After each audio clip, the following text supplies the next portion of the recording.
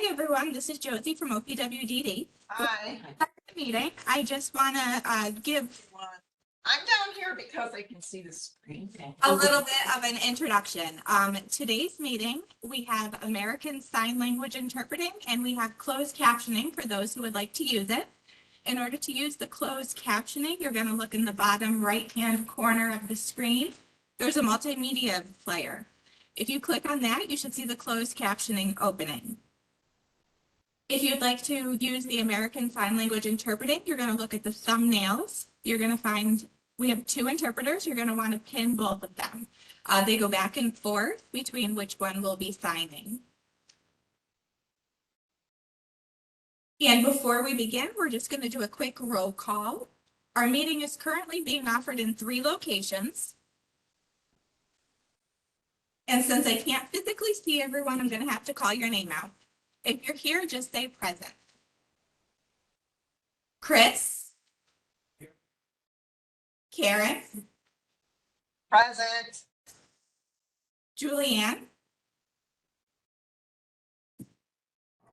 Present. Anne? Present. Crystal? Gail? Margaret Raymond? Present. Samantha? Present. Christy? Present. Scott, who's new to us today? Present. Jody? Maria? Present. Melinda? Tina? Deb? Here. Mary? Here. Aaliyah? Present. Good afternoon. Queens Family Support Advisory Council. Kathy? Present. Mary? Mary Fasano, sorry, I should be more clear. Here. I'm still here. She is here. And Jennifer from DDPC. Present. Okay, I'm done with my part. I'll turn it over. Good afternoon. This is Roger Gordon, Executive Deputy Commissioner for OPWDD. This is the quarterly meeting of the FSS Committee. At this moment, Commissioner Neifeld, throw the mic over to you to convene the proceedings. Great. Thanks, Roger. Morning, everyone. Can everyone hear me okay? Yeah. Okay. Sorry that I'm not there with you in person. I have a competing meeting in the governor's office. I'll have to leave this meeting to be at, and then I will join hopefully for the end of this session after that meeting ends. So apologies that I'm not there in person, but I did want to join it for the first half an hour or so because I know it's been difficult for my schedule to make it to these, and I certainly wanted to at least get there to greet everyone now that we're sort of back in person, at least in a virtual way. So I spoke to Chris, and there were a few items he wanted specifically for me to cover during the commissioner's update. So I'll start with the upcoming 2023 budget process.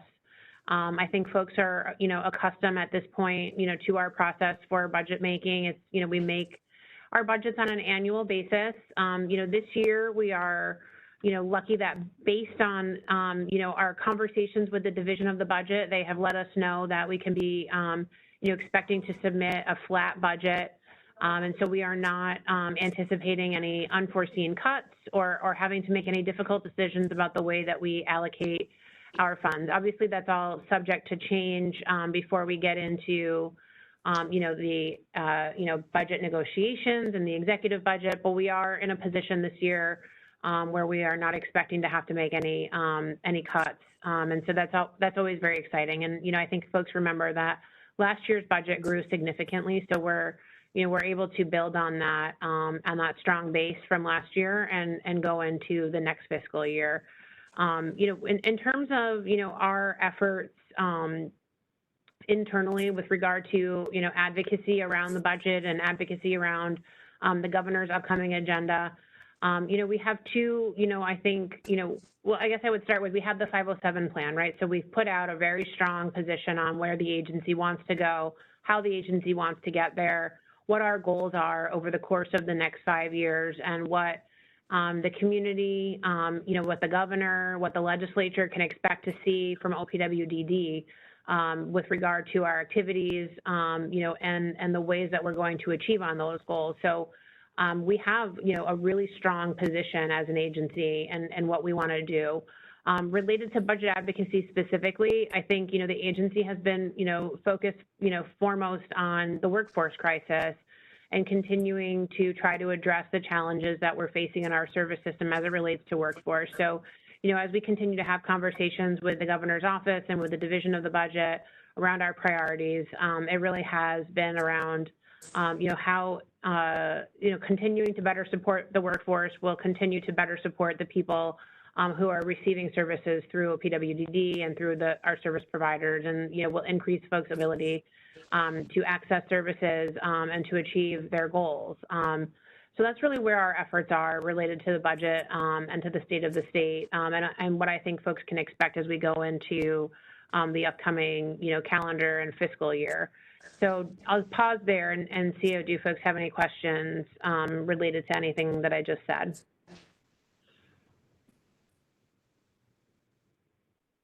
Okay.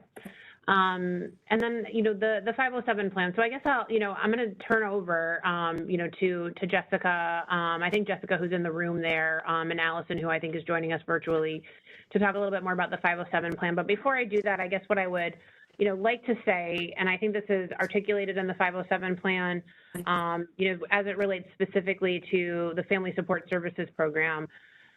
I think, the 507 plan's, overarching, and then, like I said, specifically with the FSS program, we're looking to approach, our policymaking, our conversations with stakeholders, our investments, all from the perspective of equity, right? So we're doing a lot of work as an agency now on diversity, equity, and inclusion, and what those terms mean to us and how they relate to the various programs that we administer as an agency. And I think, as we've articulated in the 507 plan specifically to FSS, right, we're looking to make sure that we're serving, a broad population of folks through the FSS program, perhaps folks who haven't necessarily had access to those services in the past, people with developmental disabilities coming from marginalized populations, lower socioeconomic classes, and have typically had access to our services. We're looking to see FSS as a really important part of the continuum of services, specifically for, individuals who don't necessarily have access to HCBS services for whatever reason. And again, really trying to broaden both our, racial and cultural diversity in terms of who we're serving. I think that I know there's going to be a much more detailed conversation coming up around the RFPs for reallocating FSS funds. And I think you'll see the approach that we took there was both data-driven, right, and based on some of these principles, and that will be a conversation that the team will lead later on today. But those are the ways that you can expect to see us approaching our work, with the FSS committee. And I think, the local councils obviously play an incredibly important role there and have always played an important role in collaborating with OPWDD to understand on a region by region basis, what are the priorities? What are the gaps that we are trying to fill with the FSS program, right? It's not meant to be a supplement to the Medicaid program. It's meant to fill in the gaps where the Medicaid program, doesn't. And obviously, we rely as a system so much on the care and work that families do to support their loved ones. And we want to continue to see the FSS program be that gap filler and be able to support families as they're supporting their loved ones. So those are some of the principles that we're coming from our work, as it relates to the 507 plan and the FSS program. I know there'll be much more detailed conversations there. Before I ask Jess to talk a little bit more about our approach to the 507 work over the next year or plus and how we'll be engaging with stakeholders and, the incorporation of data into our decision making, I'll just stop and ask if anyone has any questions or comments on what I've said so far.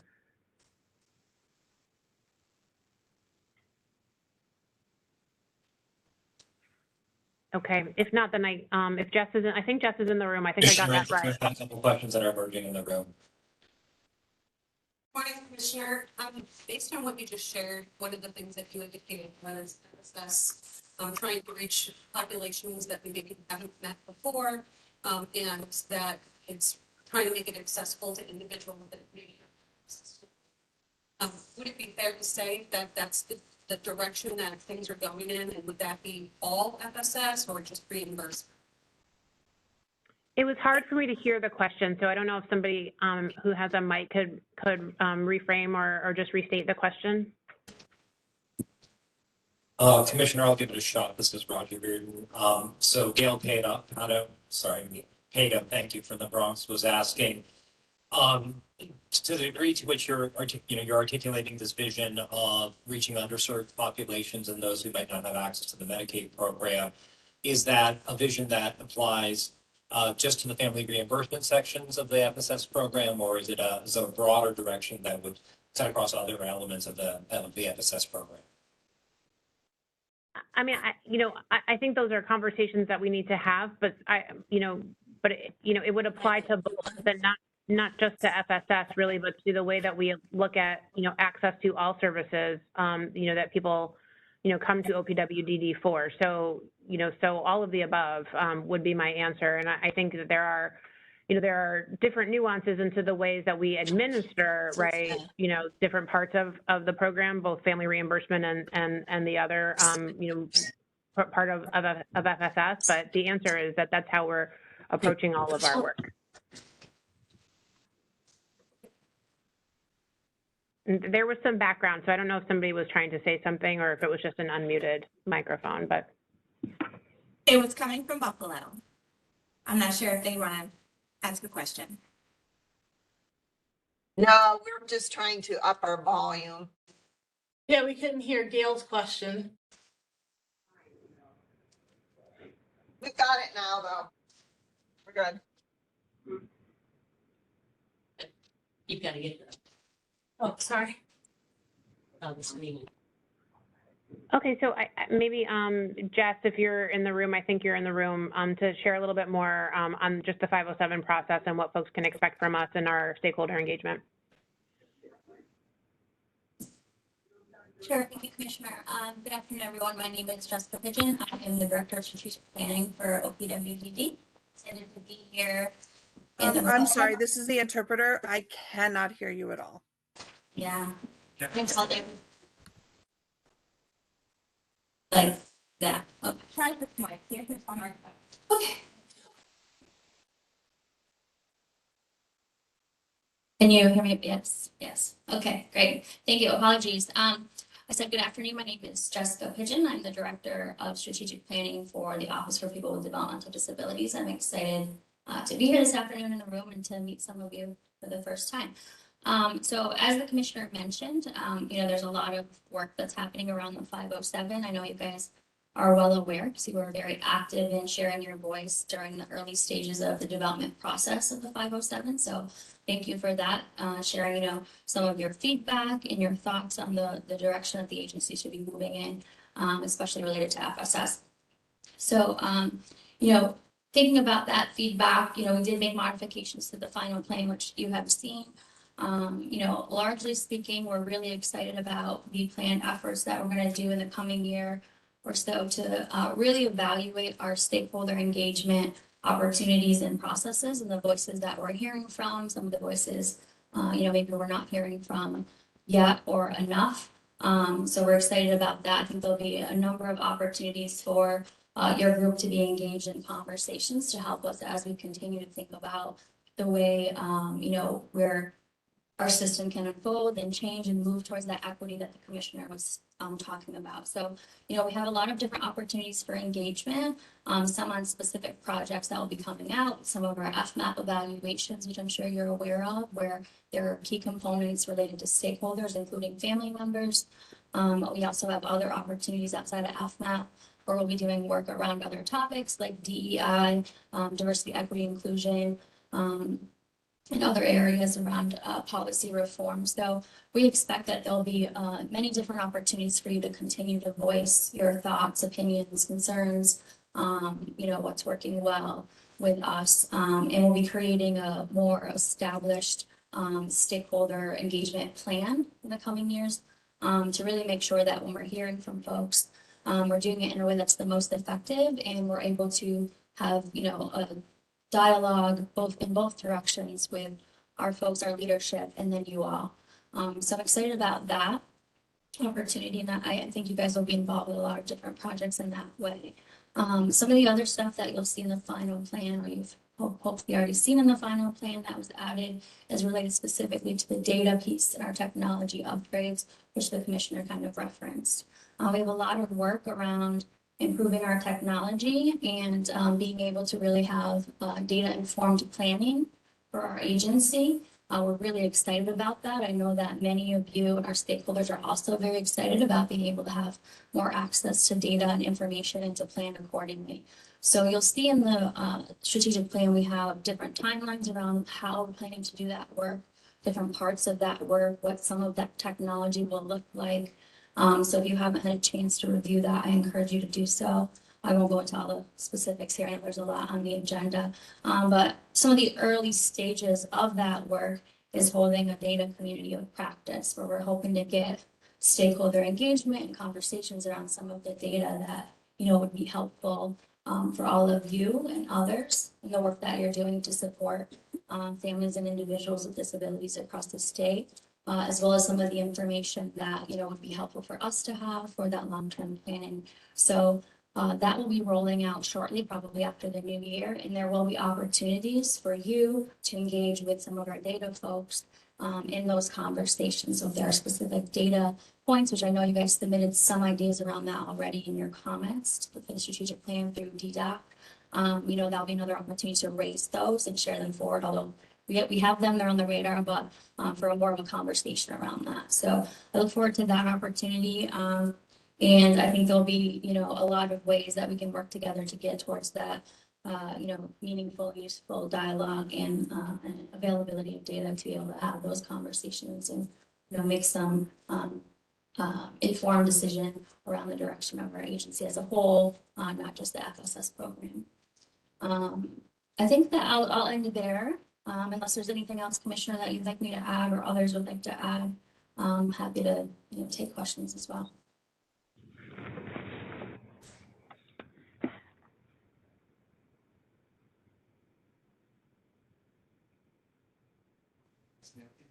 You hear myself.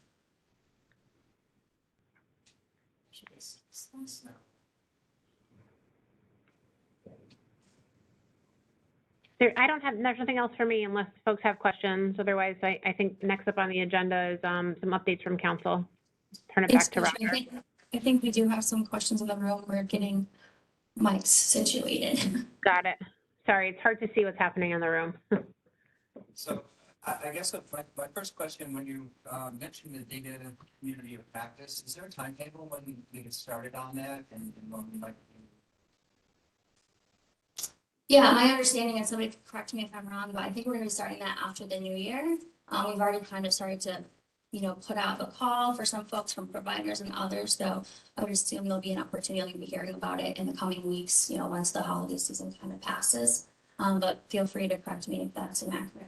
Absolutely correct, Jess and Chris, the FSS Council. If you have some folks who might be interested in participating, just let Josie know, and then we'll connect you. That's being convened by our Deputy Commissioner and Chief Data Officer, Tamika Black. And just to tag onto that, at the DDOC meeting yesterday, I know that there's a FSS committee as part of DDOC, I believe, and there was also discussion around potentially a data committee or subcommittee or work group through that venue too. So I think there's going to be multiple opportunities coming up very quickly.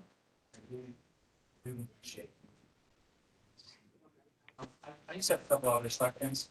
One of the things that I took out of Bible 70, Family Support Services section, is the desire to, better understand or best understand how we can use FSS to support them, right?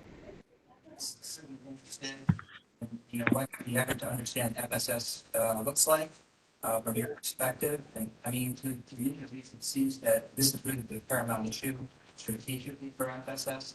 So we're hoping for clarity on the process that leads to that understanding, have any planning that's going on with that, especially with regard to any work that's already been undertaking.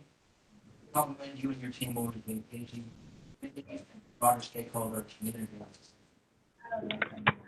So I could speak more generally, some other stuff I just realized I forgot to say, and then others can chime in on some of the specifics for FSS. So as I mentioned, there's going to be a lot of different opportunities to engage stakeholders and different stakeholder groups as we're continuing to strategic plan for the coming year. So this is, the first go at the strategic plan. We assume we'll be continuing to modify all of that. I think part of that could be embedded into some of the stakeholder plans that we're doing, some of that more naturally in some of the current venues that we have to do that.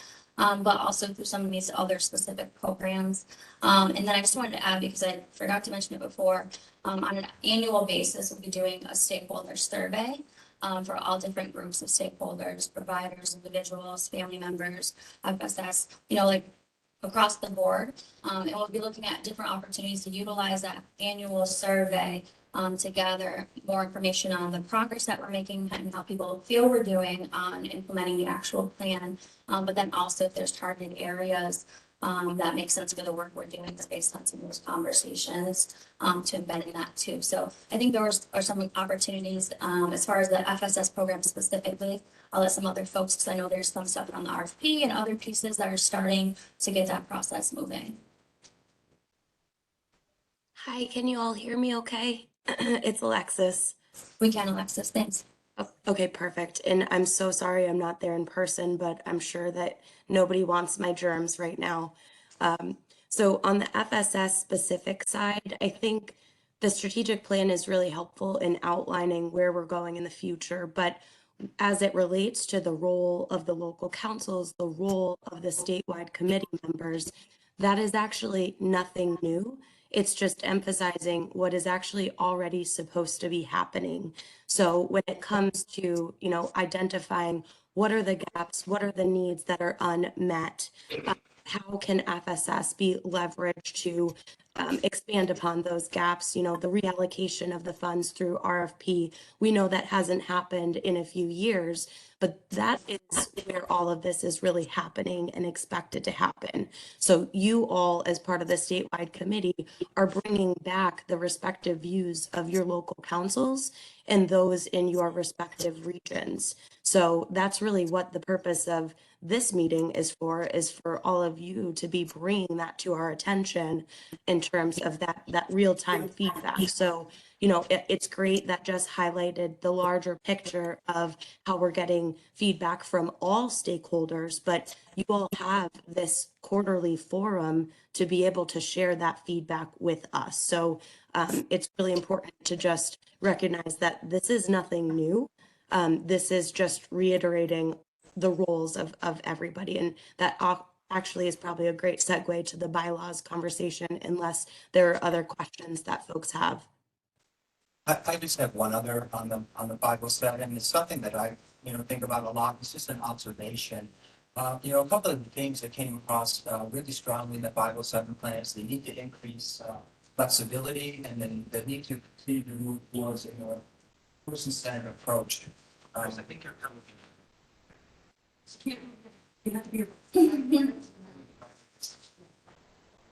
This needs a new microphone. No, that is the people, yes. I sent an email. Hopefully we'll get the tech guy in here. These items of flexibility and person-centered approach, these items have been a hallmark of FSS. However, we're really setting in the community that the family reimbursement ADM is having effectively using flexibility and is actually moving away from our historically person-centered approach. So I'm wondering, if the team at OPWD can help us understand how to begin to reconcile these observations. Thanks. So Chris, this is Abiba Kindo. I hope that folks can hear me. I think as Alexis had noted previously, the ADM has essentially gone live, I think all of about maybe 5 months or so at this point. And so I think people are still, as articulated in the last meeting, people are still learning some of the rules, how to apply the rules and really how to sort of fit in the specific sort of parameters that have been established, all through the lens of equity and making sure that we can reach more people, certainly folks that haven't had access previously. So I think that folks should continue to collect the feedback and raise it forward, which really will allow us at some point to be determined, to look at that feedback and collectively understand what changes, clarifications, modifications may need to be made. I know that one area that folks have spoken about, loud and clearly is the list of items that are allowable and can be reimbursed. And we have plans to talk about that later on in the segment. But I think, to Alexis's point, gathering that feedback and presenting it to us, and then at some point to be determined, really being able to walk through that and focus on whether it's a training component. Is there a lack of understanding, or do we need to really go back and look at some components of the ADM? I think would be really helpful. Thanks, Aditi. So just a process check for a second, since I don't have eyes in the back of my head. The commissioner indicated she would be able to be with us for about a half an hour. I think she may have left at this point. Can people confirm that for me? Still see her? I'm having a hard time with the multiple sites. So if the 507 plan discussion, it sounds like we're getting into sort of the details on some of the family reimbursement. And I know that that's a major part of next future part of the agenda. If it makes sense, I know there was needed a conversation about the bylaws, and we had distributed a draft bylaw. We have benefit of deputy counsel, Mary Beth Babcock here to provide whatever counsel that may be needed by the committee in terms of formation of the bylaws.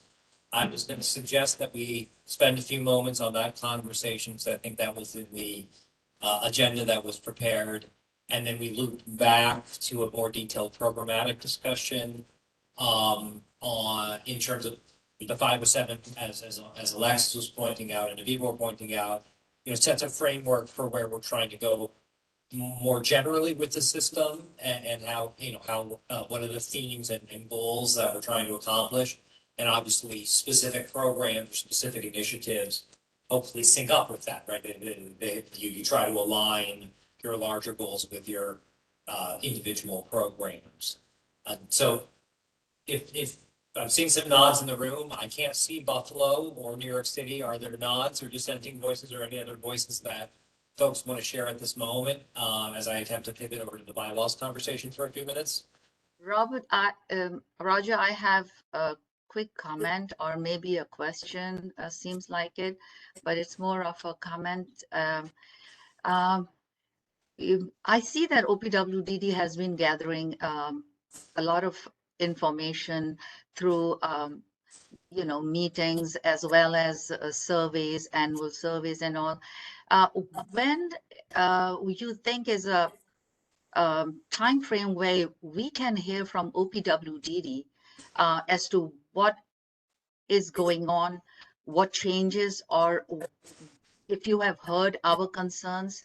And I think when we have those kinds of surveys and all, we expect OPWDD to respond so that we carry on to the next step, that okay, this issues have been heard, is in the process of getting resolved. Let's go to the next step.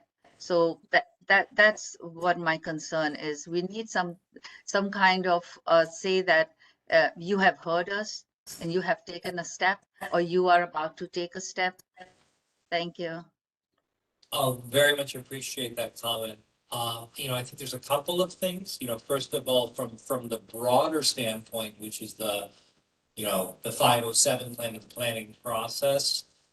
We tried to integrate as much as we heard. I think if you saw the excellent work our Office of Strategic Initiatives did in sort of moving from our initial draft, which had a number of areas, in particular, as this committee pointed out, there was no mention of the FSS program. which was an oversight, and we acknowledged that and, made an effort in the final document to integrate how we understood the FSS program in the context of the larger systems goals. And then I think that's something that Jessica was saying more broadly with respect to our stakeholder input when it comes to the 507, the broader strategies. We really do see this as a living document. So this is something where, we're trying to set out a set of goals and strategies, some of which maybe need to be adapted over time. Some may prove more or less effective. That's the nature of trying new things. And then to have an annual cycle where we're publishing data, we're sharing information about our progress on moving forward on certain initiatives that we've articulated. If, for example, we were to make a decision that a particular initiative we tried and didn't work for one reason or another, we would want to communicate that's probably not a year one thing. And then have a kind of a continual feedback loop so that every November 1, we would be issuing a plan update. And if there needed to be revisions, and some of the studies that Jessica was speaking about are intended to feed into that cycle. So if we're looking at a particular issue more deeply, we want to understand that issue. We want to, in some instances, hire an external contractor to give us fresh eyes.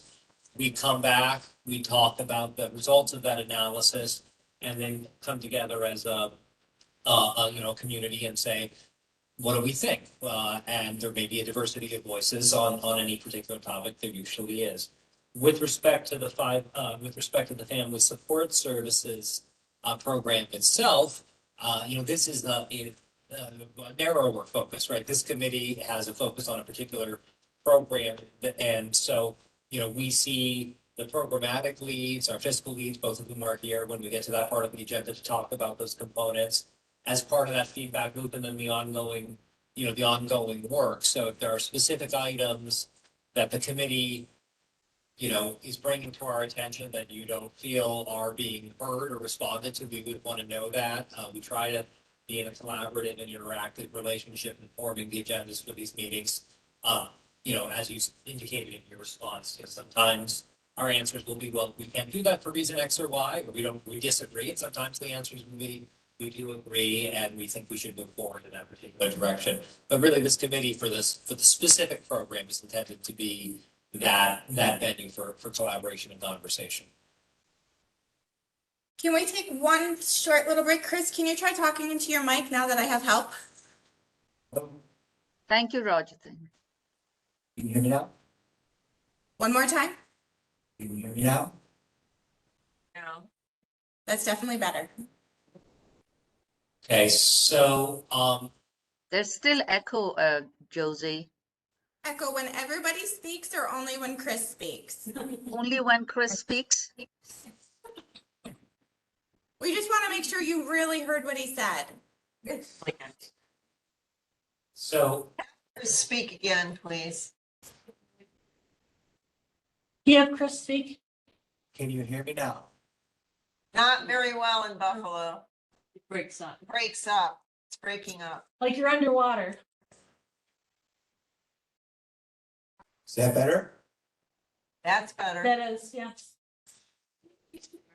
So it appears that one out of every 3 mics seems to work. So we'll make our best efforts to use ones that are effective and do work. And I apologize to those who are operating virtually. We'll make every effort to, and please, no hesitation to just interrupt us if you can't hear us. And we'll do the same for anybody who's speaking remotely. So I think we were transitioning, and I'll maybe just intro this particular topic. The FSS committee, which is a statewide committee composed of representatives of each of the local FSS councils, currently does not operate with any bylaws. And so we have been in collaboration with Chris as chair and others in a process of seeking to establish bylaws. A draft was furnished to the committee for consideration by Deputy Counsel Mary Beth Babcock. We have been through a couple of conversations about the draft. Our understanding at OPWDD is that the council the committees has had some conversations, and there was a need for some conversation to be had more broadly. I think just to frame the conversation a little bit, my understanding is that there are elements of the bylaws that are non-negotiable in the sense of every member of the committee is governed by the public officers law. That's not something that's a state statute that governs the activity. So the language about that is not negotiable. There are other elements about terms and election of chair and those sorts of things which are subject to the discussion. And so I think the goal in this part of the agenda was to talk about that and have that conversation. Because we're having that conversation, I don't think we'll be in a position to adopt bylaws one way or the other. What we will do is benefit from this conversation and provide our council officers in an advisory fashion to the committee in this way, a revised draft. Here's what we heard. No, we can't vary this particular provision because it stems from some legal responsibility that that we can't avoid. And maybe here are some options if you want to accomplish objective X or Y.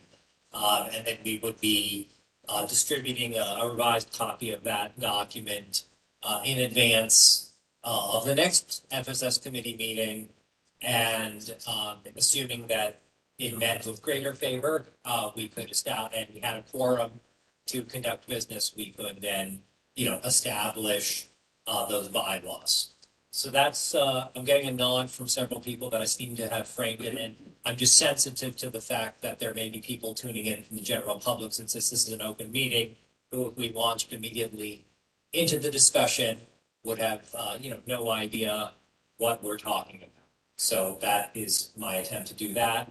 And with that, maybe turn over to Committee Chair Palega to hopefully use a functioning mic and to help guide us through the areas of agreement and disagreement on this particular topic. Okay. Thanks It's for, fine.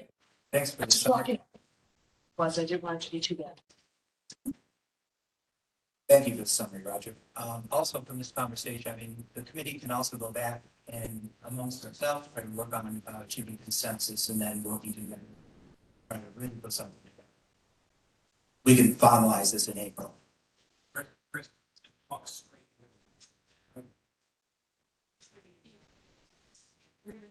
So I guess I'll start out just, my biggest question from the draft bylaws is language that was, new language that discussed the idea that there would be a minimum of 13 local FSS councils. In the past, it's always been 19 councils. So when I read that, it struck me. So I started wondering, has there been discussion about reducing to 13 councils? And if there has, I mean, what is the status of those discussions? So I guess I just wanted to start with that as my first question. So I would like to either Abiba or Alexis, I just from a drafting perspective, minimum of 13 obviously allows for, but does not require, more. So Abiba or Alexis, are you in a position to address that question in terms of the number of councils? We are, Roger. So essentially, currently, there's 19 local councils.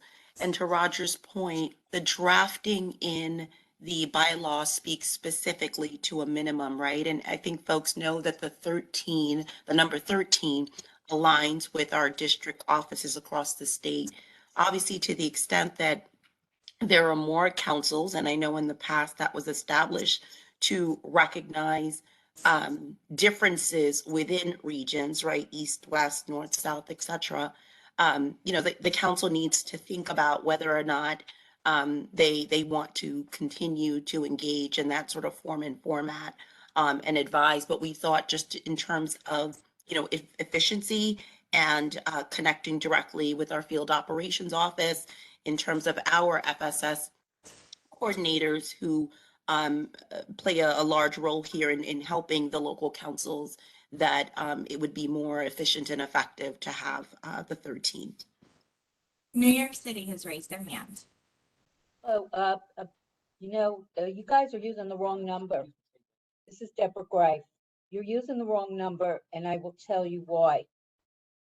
When, according to Robert's Rules of Order, as also bylaws that have been done through the city, state, and federal committees, if you have 19 members, it's half plus 1. That's not 13. It is not 13. Deb, I'm sorry, this is Abiba. When you say I'm using the wrong number, I didn't say 13 members or 19 members. 13. 19 Okay, so council, members. local councils. All right, I'll give you an example. Community boards, which are not only in New York City, they're in other cities. 50, we're supposed to have 50 members. So that means it's half of 50 is 25 plus 1, 26. That is how the numbers go. And that's when you say 13, we have to see how many members we have to have been attending. But it's not 13. It's a fluid change because it's supposed to be half plus 1. And I've been taking bylaw trainings for many, many years, required by New York City, who's even stricter than New York State. So Deb, I think you're talking about a quorum, and that's not what I'm talking about. I yes, think you are. it's not. We're talking about two different things. No, I'm not. So let me attempt a perfectly. clarification. This is Roger. I think I understand perfectly. if we were to have only 13 regional councils, we would only have 13 members of the FSS committee. Those two things walk together, right? Because each FSS council has a designated representative who appears at the statewide committee.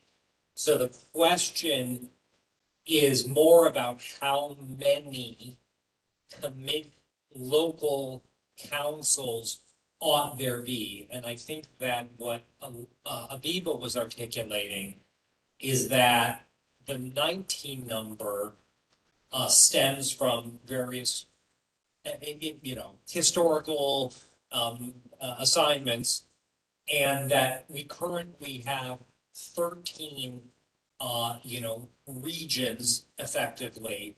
So if you were attempting to align the regions against an FSS council, there's a misalignment. And so there's actually Mary next to me with this mic works, so you can talk into it, share your thoughts. Coming from Manhattan, we are extra representatives from each borough. So we will have the Bronx, Staten Island, Queens, Manhattan, and Brooklyn. So that's the extra 5. And I think in the metropolitan area, as large as New York City, we should keep those representatives and not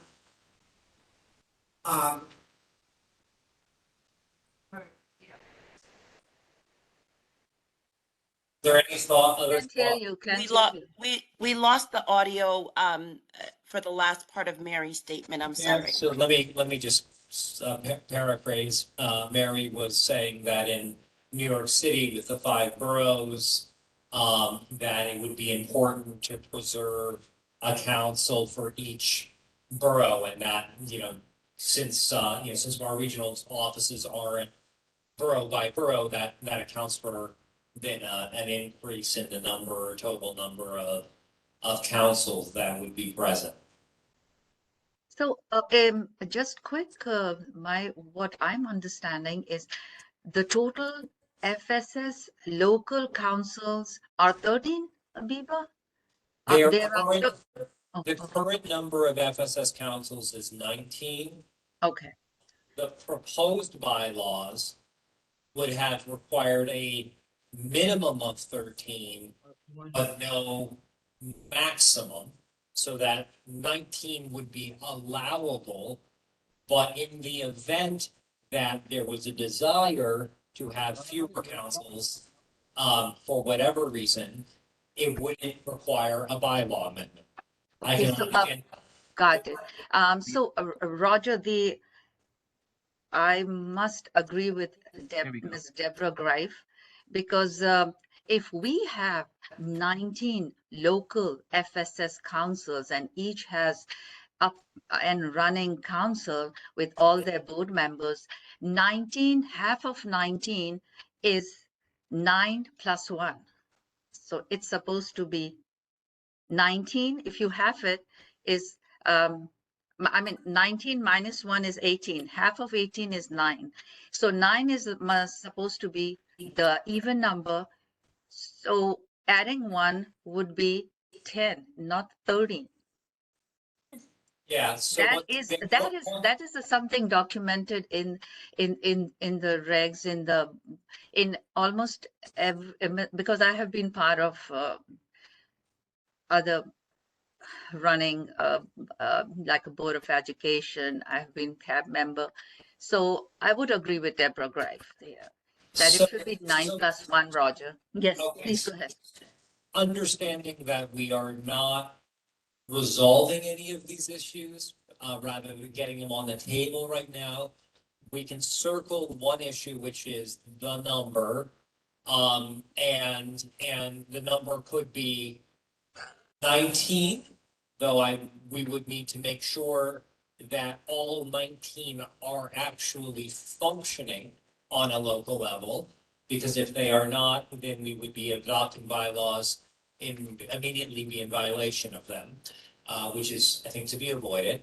And we can have a conversation and I think, present some options consistent with this, this conversation, because I think it's a really, kind of comprehensible issue. Are there other issues that, folks want to highlight in the draft bylaws in addition to the number issue, as I'll call it?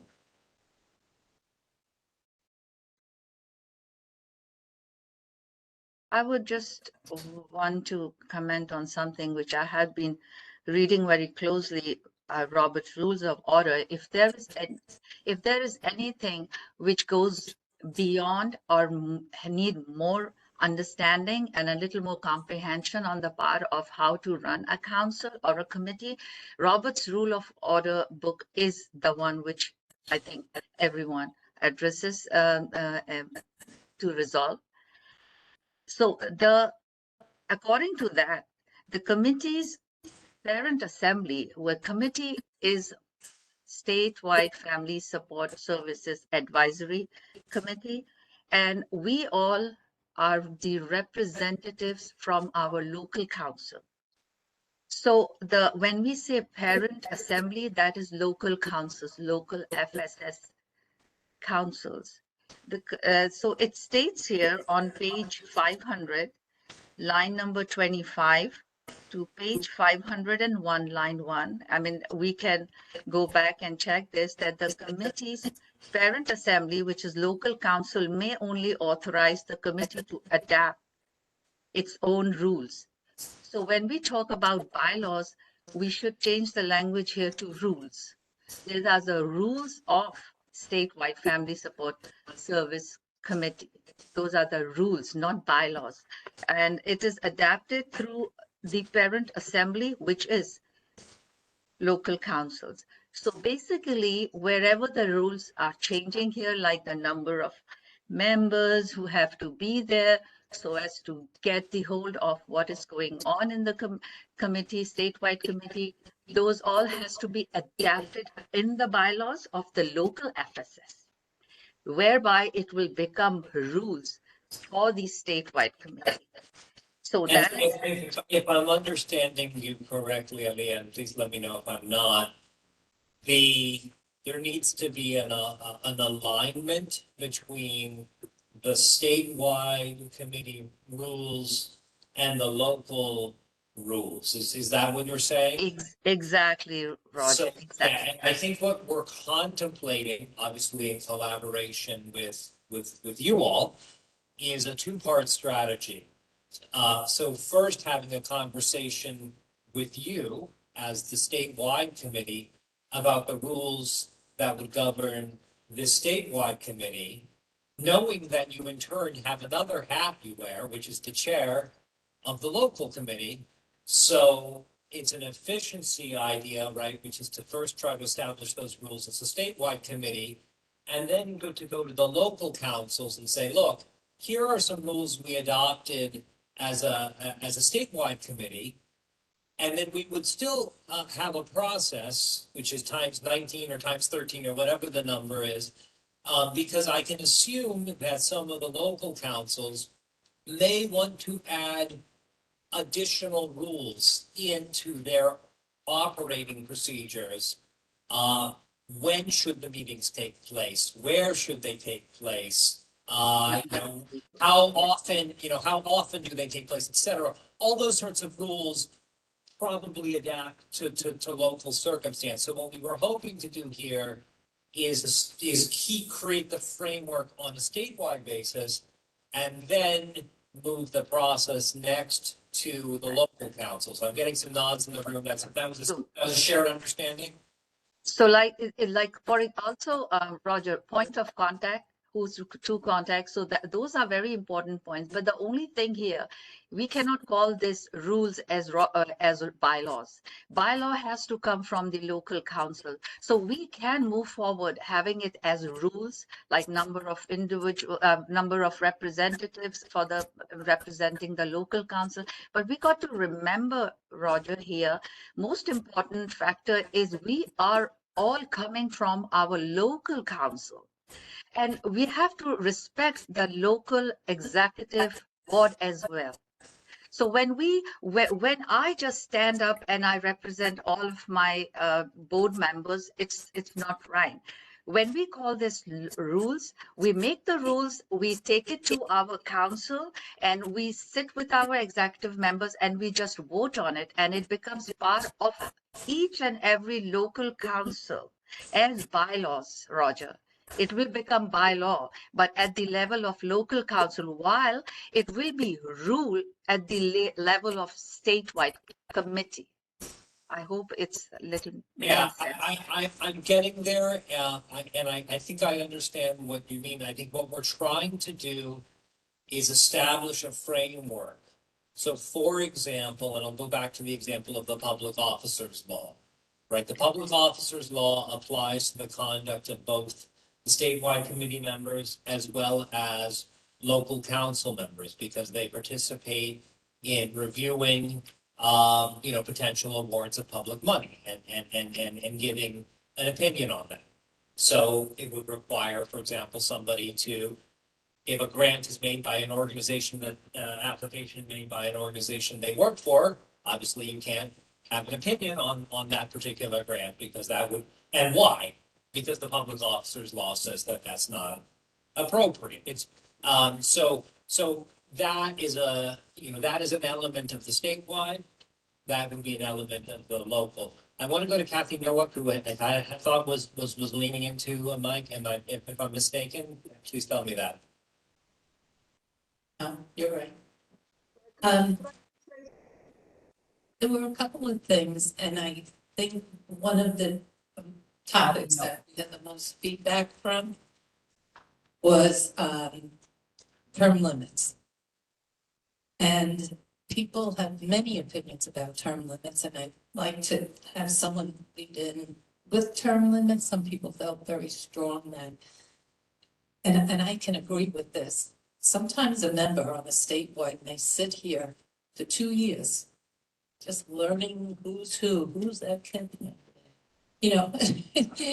But it takes a while, and actually made me think that I never thought about this. I go back every meeting, we meet once a month, I report back. I tell our members to please come so that they can actually see how this meeting operates. But we need, some people feel that they needed training, and they appreciate having longtime members. So that by the time they feel comfortable and that they know what they're doing, it's time for them to rotate off. Does anybody want to add to that, maybe in one of the remote locations? New York City has their hand up. Okay. Who's speaking? What should be also the question of number. So on the term limits. We can't hear you in New York City. What's that? Can you get closer to the mic? We can't hear you this time. We don't, all right. We don't have the mic. Yes, we do. Yes, we have the mic. All right. No, leave it. Is it on? Can you hear me now?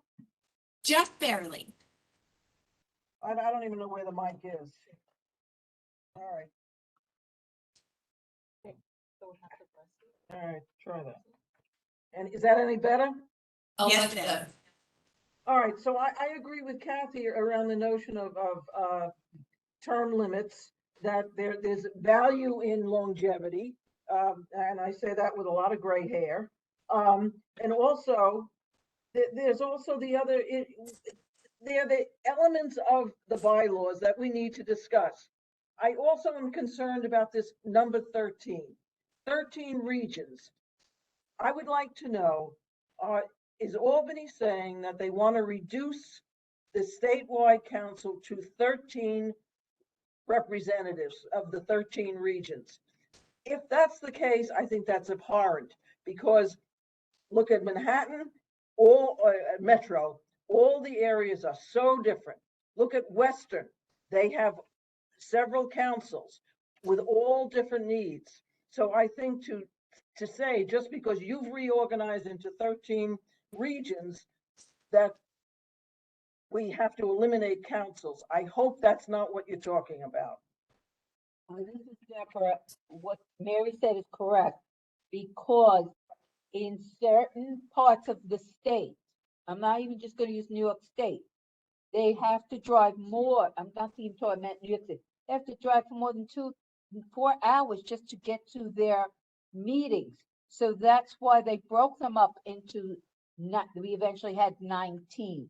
We have parts of our state are very rural and it's very hard for them to travel. And I agreed with that completely, because you have to understand each part of where the family who's representing the council are coming from. Brooklyn is not the same as Manhattan, and we're not the same as the Bronx, Queens, or Staten Island. And we have I have a lot of people living in my borough who need services. But when we talk about bylaws, and before anything, you need to bring it to us in writing. And also, you expect us to vote on it immediately? No, it is not appropriate until we have discussed it also with our local council members, as well as we look and check to see how is this going to work. We are parent volunteers. We help you know what is going on. We tell you things that you're not going to always hear, you may not always like, but we tell you things because we see when programs work or don't work. But when you write up bylaws, you must be very careful, and they have to go for more, you have to read them and present it to a committee more than 3 times. And also, when Lori Lemke was our statewide family support coordinator, these are some of the instructions she gave me from legal counsel from New York State, as well as in New York City, we have to go through those too. And I've been on I've been on police committees where I chaired, and they have similar bylaws, and they took away term limits because you can't get people who are willing to do the volunteer work. And then the few you do get, or the reason they don't want to come on, they say, oh, you're not paying me. We're volunteers and we need to be appreciated. So just a couple of things, there's no intention of voting on the bylaws today. We provided a draft. If folks thought it was a great draft and had no questions, then we would vote on it. That is not the feedback being received. So we, we're going to take this feedback. Obviously, the number is one item. Term limits, I think it's interesting because there's always a tension in when you talk about term limits between expertise or willingness to serve when we're talking about volunteerism. And on the other hand, having fresh voices come into the mix.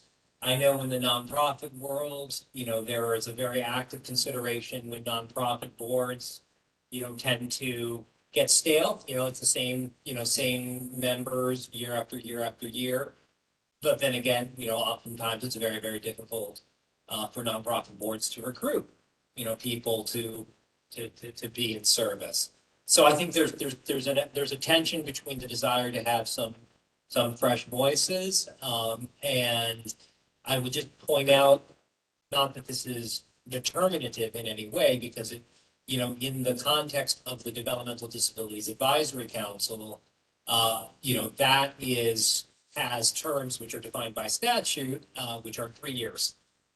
So it creates some dynamic for some turnover, which means you also sometimes lose people who have been providing very valuable service.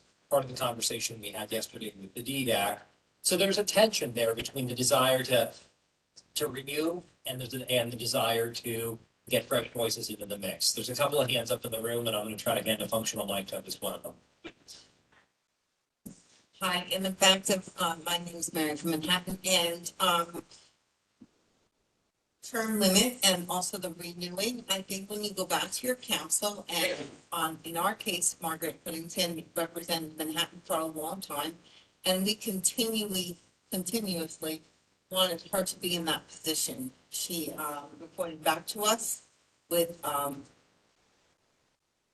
lot of information that was perfectly presented, and it felt like you were at the meeting. So we wanted her, we chose her. And I think that if you're giving the council's options to re-elect somebody, it can have a 3-year term, but they're elected for 3 and then say maybe out for 6.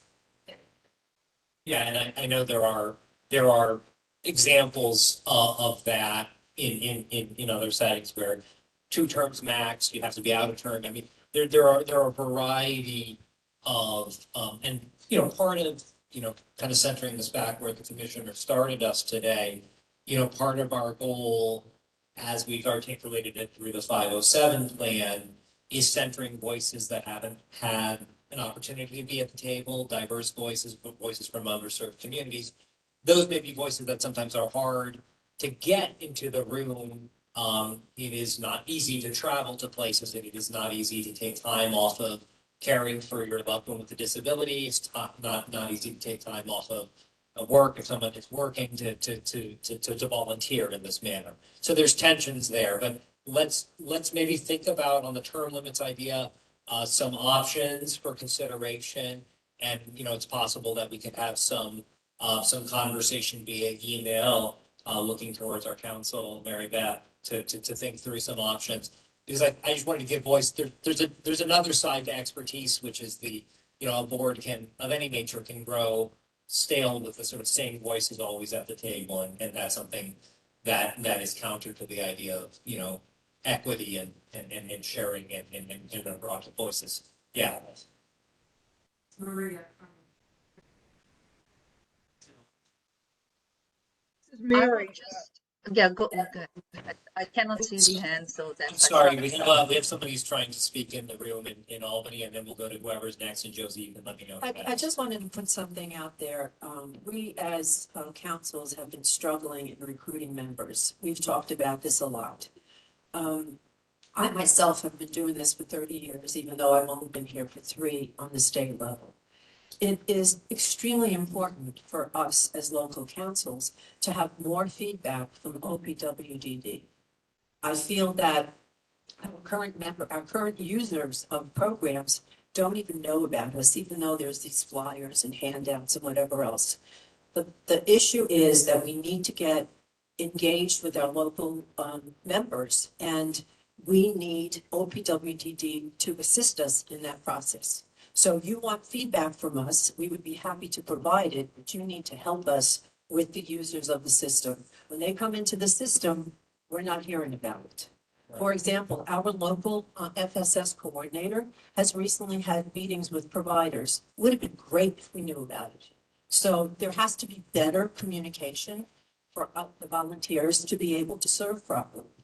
And that's an interesting action point that we can take back. I think that just to amplify and build on what you said, it's not only the people who have come seeking services, but the families who don't know that services are available for them to come seek, right? And you know, that's a barrier that you know we all share, right? Because it's hard to find those folks and get them to understand that there may be supports for them. And the more they're divorced from the formal service system, the less likely they are to kind of know about that. So it's something we're doing, and it's something that Jessica mentioned. I don't believe she's on this call.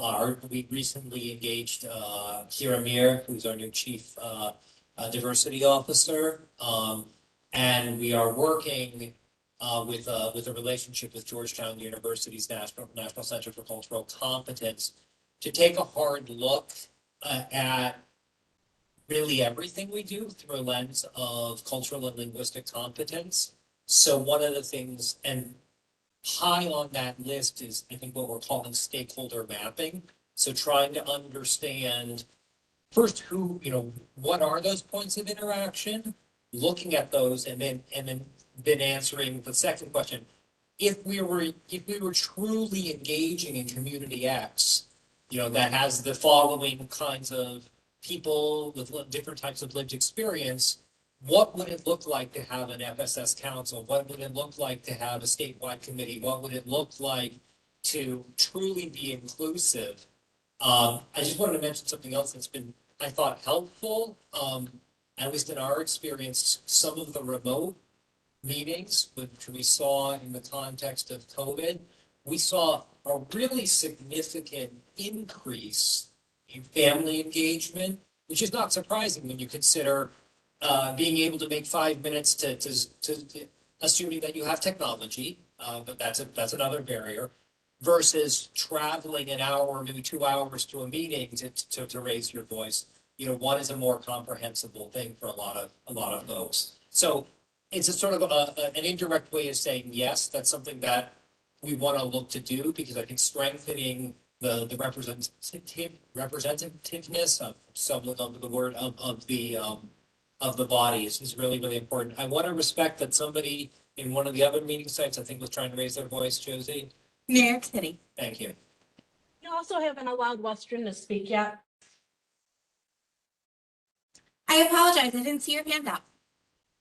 Yeah, we would have been waving our hand. We don't know how to get You used a real hand, not a virtual hand. I apologize. But I appreciate the opportunity to speak. Absolutely. So I heard, I just want to appreciate that. So we currently have 19 councils, minimum of, if we ever switched to a minimum, or was having only 13. My region, which is the southern portion of Western New York, we would not be represented in any way because we have such unique needs.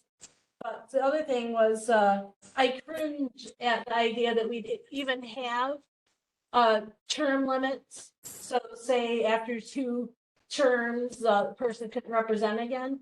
I do not support that in any way, because we have individuals that have been on the council for over 10 years. And they have the knowledge and history of situations, information, data, rules, bylaws. They know all this information that I don't know. And I've been on committee, I think, for 4 years. And they bring up all this new information that we really need to know. We need to have it at the table. I understand the possibility for us to be on the committee for 5 years and have maybe our local council vote on who's going to be there. But we couldn't limit Western New York, and I'm sure we couldn't limit the 5 boroughs down to 1 person, because we all have unique needs. And currently we only have a couple of people for the southern portion of Western New York that are able to attend meetings. And if we were told that we could only have one person for, say, 5 years, and then they have to leave, there wouldn't be anybody else to take up that slack. There wouldn't be anybody representing the southern portion of Western New York. And because we're such a rural area. So I, under no circumstance, support term limits, anything along those lines. We need to keep the minimum of the 19 councils. We need to make sure that we have people who are able to represent. And I would not want to have just one person in Western completely, because that would eliminate so many other voices in so many other regions, because our counties in Western New York are so diverse, and people in Buffalo, they have all these services available from all these different agencies, and we have two. We have two agencies in our area that provides any kind of services, and they're incredibly limited. So our southern portion of New York needs to be at the table. So can I just ask sort of a framing question? We clearly have, I think, some pretty significant feedback on two topics, 13 versus 19, or some other number, the number. And we have some pretty direct comments on term limits or the desire not to have term limits. Are there any other topics of controversy? Because there's other things in the bylaws, and I just don't want to go away from the discussion thinking, oh, those are the two issues that we need to resolve. And we have a hand in the room. Are there any virtual hands? Yes, thank you. I would like to just make one comment. It's my understanding, I could well be wrong, that a entity creates its own bylaws. In this situation, a state situation, I fully accept and understand that there are certain things that we must abide by because of the conflict of interest laws, those situations. I don't understand.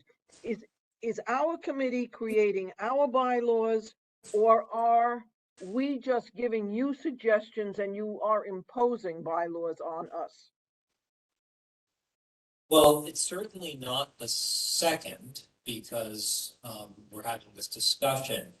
What we stand in relationship to the committee as providing advice and counsel.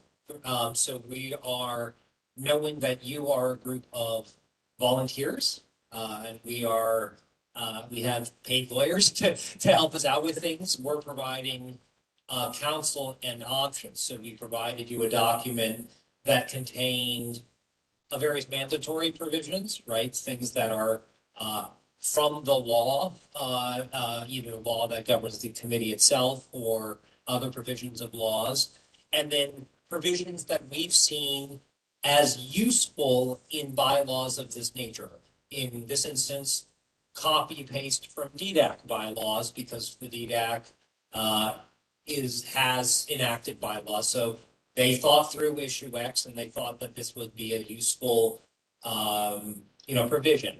We know that we recently had a change of chair of the committee. At the time that happened, we had no established procedures for how to pick a chair. That's not a positive for a body to not know how to pick its own chair. In the instance, we figured it out. There's many ways you can pick a chair. All of them are available, but y'all have to pick one and commit to it so that it doesn't become a controversy when and if there's a new, how long is the term of the chair? Is it 2 years? Is it 3 years? Is it forever? Those are some questions that you as a committee need to answer. So what we're proposing to do here, and I do want to get to the programmatic aspects of the agenda, is to hear from you, as we have, any of the issues that you see as in need of resolution.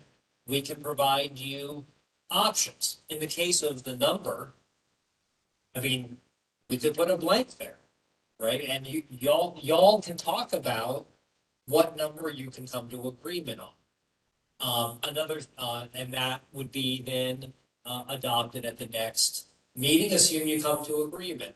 I think the challenge we have is operating without bylaws, and I use the example of the selection of the chair as an example, creates operational challenges for this body to function well. To spend time talking about how to function as opposed to functioning is not the greatest use of time necessarily. And I would suggest that, there may be a case where a good enough answer is kind of good enough, right? Because in the event that there isn't a full consensus about some of this, there may need to be, and we can be facilitative on that, but we're not going to be telling you what to do. It's not our responsibility. The DDAC, which is the example of adopted bylaws, this past meeting yesterday enacted an amendment to those bylaws, and there was a conversation around the DDAC, whether they just needed to do a minimally legally compliant amendment, or whether they wanted to do some other things in those amendments. They chose to go with the minimally legally compliant and defer consideration of other issues, which was totally within their rights. So before I'm going to try to attempt to pivot, are there any other big ticket issues that need to be laid on the table, not for resolution, but so that we know that they're open issues on the question of violence?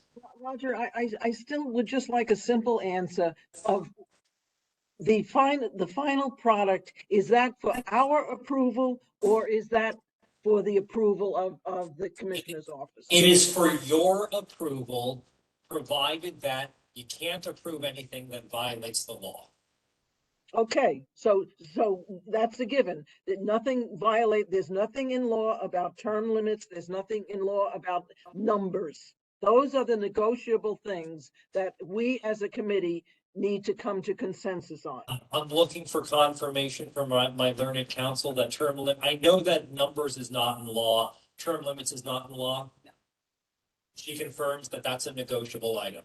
Kathy would like to put another negotiable item on the table. Well, actually, I really looked through this a couple of times, and I don't know if it's supposed to be in the bylaws, but I know when Margaret was chair, it was the first time we ever had a chair, because we decided we needed a chair, not because anybody said we decided. And then we realized we had no representation on DDAC. So we just said, well, Margaret's the chair, she should represent us. Now that Chris is our chair, I believe somebody from this committee, I would think him, and that's not in the bylaws. It's actually covered in the DDAC bylaws. Okay, but not NAMS. Well, you could reflect that, you could cross-reference it, because it's actually a question of who sits in the room for DDAC. So, when Chris now has an ex officio membership in the DDAC, meaning by virtue of his chairpersonship of the FSS committee, he sits as an ex officio member, meaning he doesn't have to go through the appointment process. His status, it's the same status the commissioner has. She doesn't have to be separately nominated and confirmed to be a participant in the DDAC because she's the commissioner. DDPC has an ex officio membership on the DDAC because the statute itself specifies that there shall be an FSS committee and that the chair of that shall be on DDAC. I'm misquoting the statute. So Chris attends DDAC by virtue, and this is why it's important to know who the chair is and have some process, so selection of chair. Let's suppose Kathy Nowak said, no, actually, I'm the chair, right? How do we know which person is the chair? I know that you're not claiming that crown, so I just say for the example, but which is what, so that's resolved. We can cross-reference it. I'm getting a nod from Mary Beth in these bylaws to say who does serve as, the chair serves as an ex officio member of the DDAC or whatever the right language. And also, if the DDPC is a member on this committee, shouldn't that be in the bylaws? Because we've always had a DDPC rep. That's a good question. Why don't we take that back? I don't think we thought about that. That's the board participating in the conversation. And this, I don't think needs to be in the bylaws, but something that we really should think about once these are implemented is how are we going to rotate people off and on? We started doing bylaws 100 years ago. All right, I've been on too long. Anyway, and we had a whole schedule of, you know, who was going to be rotated off first, second, so that we had that knowledge and that experience, and we brought in the new blood. Right, so this is a And conversation. it just fell. Yeah, no, this is a really good point. We've been through this conversation very recently with DDAC, because there wasn't frankly a great understanding of where, you know, when did people's terms start and therefore when did we end? And I think there's a conversation to be had, assuming, which I'm not assuming we do come up with the idea of terms, because there's controversy around that. But if we did, we would need to have the conversation about how those terms are established and for what length, because the issue you have is, let's suppose it was 2 3-year terms, and you started all the terms on a particular day. 6 years into the enterprise, everybody exits, right? Versus staggered terms, which make a lot more sense for boards. But then, how do you tell somebody your term, you only get 4 years? You get 5 years and you get 6 years because we need to stagger, right? How do you make that decision as an organization? And so we have to have that conversation. I think logically, it could be with or it could be after you know, if the conclusion is there are no term limits, that does move the conversation, I would think, right? Right, thanks. We're getting kind of behind on schedule, so I think we've kind I of. just want to add just a minute. I wanted to just add that the question was very important, that this bylaw, are we taking it to the local council or we are going to get it voted here? Because like I said, and I read it in very detail from the Roberts Rule of Order, because there's no other book. If you don't have a bylaw, or even if you want to amend the bylaws, you have to follow some kind of a book. It's not what I like and you like. So that's a very important question. It's at this point here, what Robert's Rule of Order on page 500 to 501 says is we cannot here discuss bylaws. We cannot discuss about term limits. We cannot discuss about who is going to be the member. That is all bylaws in the local council. If you want to change it, that is to be changed at the local council by voting. Roger, we have to remember that we all are representing our local council. We as such are, by one vote, we can have another representative for the statewide. If someone votes at the local level, our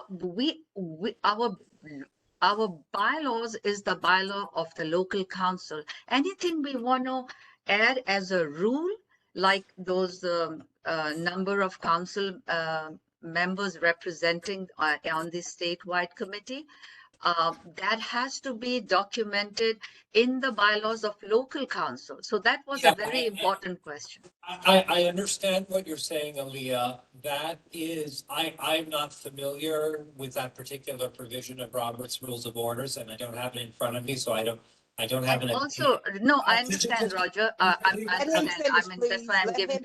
And when we just let me finish. When we talk about DDAC is a council. It's not a committee. DDAC itself is a council. So we cannot compare DDAC with. I understand what you're saying. What I would like our council's office to do is to actually consult these materials. I was under the impression that this body has the power to enact bylaws. If that's not the case, obviously that's a very, very important change. I would simply offer that if this body can't adopt them, I'm not sure how the local committees, and we may be in a bit of a chicken and egg problem. But since we don't currently have bylaws, we have the authority to enact bylaws. But we can take a look at that. I very much want to, and we'll certainly try to resolve that question and have. Right. And have Robert, it- we can always have rules. We can always have rules. We can always adapt that rules at the local council. But we can also have like term limit for the statewide, but we cannot have a state limit on the chairperson of the local council. We are basically representing. So if I am I can be a recording secretary from my local council. How would I be representing the chairperson? You're making the point very well, and I do Okay, understand. thank you. Thank you. Because here the discussion is not about term, it's not about who is going to be the member, who cannot be a member.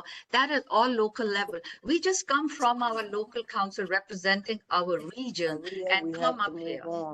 Thank you. Yeah, we have to move on. Yeah, we are just going to. Can I jump in here? Thank you, Can I Chris. jump in here, please? We're half an hour behind on schedule right now. We have really important programmatic things to discuss. We've invited many members of the public family to speak during the public comment time. So I want to make sure that we have time for them because they're really going out and putting themselves out there to be here with us. We could certainly continue this discussion on the bylaws. It's clear that we're going to have a lot more conversation. Mary Beth, taking in what you've heard today, if you can, suggest, some alternative options that we might apply to the issues that were raised today that we can consider. And then as a committee, we need to get together as a full committee and have everyone at the table when we get together outside of this meeting so that we can discuss these issues. And if we can get full attendance and if we can have enough meetings, we can work through these issues. But at this point, we do need to move on to the ADM discussion. So I'm going to give my breath, which is a rest, which I'm sure everybody's going to be happy with. And is that the programmatic team or the fiscal team? Who's leading? So actually, before we get to the ADM updates, it's the fiscal update on the agenda that I have here. So I think that is actually Christine and folks, and we're going to tag team on some of these slides. All right. Everyone can hear me okay? Sounds like this is reverbing fine. Yes, chosen. All right. I'll try to stay close. So appreciate the opportunity here to talk about some of the fiscal updates. Just a couple of things we wanted to revisit. I think Chris, from our last conversation, last quarterly meeting, give some additional information about the regional allocations that we have in terms of contract values for each of the regions. We are not at a level on a data perspective or spending perspective or contracting perspective to be able to break things out by the FSS councils, in any way, shape, or form, especially when we look at New York City and some of the approaches to contracting taken downstate in that region. But we wanted to first, I'm sorry I'm not looking at you, I'm trying to keep my mouth here close to the mic. We wanted to just share the first slide here, which is a repeat slide that we shared in the last quarterly meeting, just kind of reminding you about how we, look to distribute the $3.5 million in funds we're working with you all to reallocate by the 5 DDRO regions, right? It's really based on a percentage of those people who are living at home as an indicator of demand for, for FSS supports and services. So this kind of brings you the breakout. Again, 3.5 million broken out by region. And I think if we can go to the next slide. Stop. Okay, go back, sorry. I can just work slowly. So we have about $636,000 of the 3.5 million for region 1, 483,000 and change for region 2, another 636,000 for region 3. For region 4, we have 1.3 million. And for region 5, we have about 436,000. Again, rounded just to record for those amounts. Okay, everyone good? Next slide. Yep. So what we try to do here is be responsive to the request for additional information about the contract values. So Chris, what we in company, what we've done is we've looked at, orientating you to the chart here again by DDRO. We have the actual contract values for family support services. So I know this chart's a little harder to read, and I forgot my readers today, so I'll try to read this. You know, the first column, the contract values are those are the FSS contracts that we have. We have about $12.2 million in DRO1, 10.3 million in RO2. I've been told I talk fast, so I'll start to slow down. 12.4 million in RO3. 17.1 million in RO4. And about 5.5 million in Long Island on Region 5, so 57.4 million in total. Now, what we wanted to show, and this is based on our spending plans that the budget office, works on every year and releases them. And what we have in the next three columns are really these non-contract based payments. All right, so the FSS Consumer Counsel are really look at it as, and these are, these are submitted by outside of a contract process. These are voucher payments that the various FSS councils will, have submitted expenditures, and we'll have the, really DRO directors and their staff review and approve the spending. So the FSS Consumer Counsel dollars that total about take a step back here, $50,000, in the most recent 2022 spending plan. Really, this is for administrative activities of the family support committees, right? So think about this as, I know we've received requests for holiday parties, right? That's what these funds are used for. So you can see here for RO1, there's about $15,000. And these are caps that won't be exceeded, right? So up to, we have about almost $17.8 thousand in Region 2, 14.2 thousand in Region 3, and $3,000 in Region 5. Now, Region 4 doesn't have any because it's based on our understanding, looking back at the records, that a decision was made in RO4 that all of the FSS dollars would flow through contracts with nonprofit providers to deliver services, whether they be respite, reimbursement, family reimbursement, or the like. Region 4 has taken a different approach to the distribution and use of the FSS funds. And that's why in each of these voucher payment processes, you see zero values or dashes for them. So similarly, this is really, there's a family support. The next column is the family support state ops family reimbursement program. And really what that means, again, it's really, think of it as, goods, right? These are things where the RO director is approving the purchase of certain items outside of the administrative, decisions or desires of the regional committees. That's about 550,000, rounding up a little bit. And then we also have similarly provider or respite payments that go through these voucher payment processes, again, outside of the contract, about $80,000 for 2022. So the spending plan totals that we have on a statewide basis for family support are about $58 million, right? Again, these are contract monies, not necessarily actual cash disbursements, but these are combinations of limits and contract dollars. So what's available to spend, look at it that way.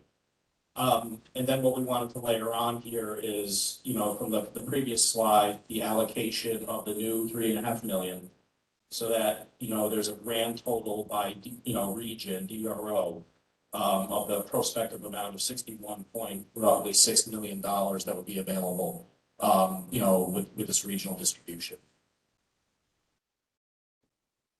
I'll pause there in the event that anyone has questions. I saw Kathy first, but then I was looking over here. Okay. I noticed that Region 4, like dashes and no dollars. And I'd like to know, it's the goal of New York City. Yep. Yeah, and that's because New York City made an active decision to have all of their FSS dollars flow through contracts, right? Which is what the 17.1 million represents.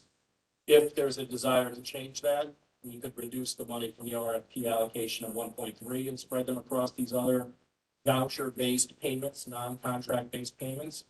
But, New York City has taken a different approach to how these funds were to be distributed. And that's why they have the dashes or zeros in these areas. I have a question. This is Ann in Buffalo. With the family support, family reimbursement program, a number of years that was under state operations, it was listed. A number of years ago, state operations pushed it over, gave it up and went into the voluntaries. It's still separated out. Yeah, in limited instances it is. So these are still today, these are caps that are voucher-based payments or voucher claims that get submitted to, the regional offices for review and for payment. I guess I'm confused. I thought that was just lumped into the current contract values to other agencies. No, right now we still have, this is a vestige. If that's a desire, we can definitely do that. But right now, this is this is where we've seen and how we've effectuated the 2022 spending plans for family support services. So there's still some instances where these voucher payment processes still exist. Okay. Thank you.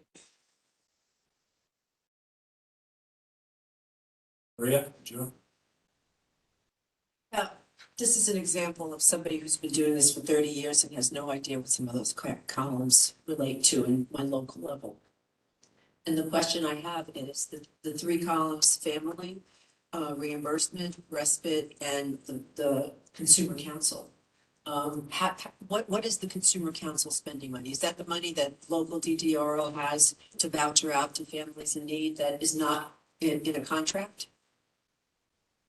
Christine, I'll look to you here, but my understanding is the consumer council are, we've seen requests come through, for example, for the family support committee to host a Christmas party. Okay. And that council, right, That's the money? That's the money that would be used for that, yes. That's interesting, because as a local Region 3, Westchester, we have $2,000 as a council that's supposed to cover things like, pamphlets and, meetings, babysitting, transportation for families. So that's one. And then the family reimbursement and the respite column, those are also non-contracted items? Correct. They would be non-contract based payments. And how does that money flow? It's a voucher process, so there should be. There's a local DDRO? Yes, yeah. Okay. And how do I get information about my particular local spending against those columns? Like where would I see those numbers? Yeah, we can work with the regional office to get that information. Terrific. Thank you so much. Thank you.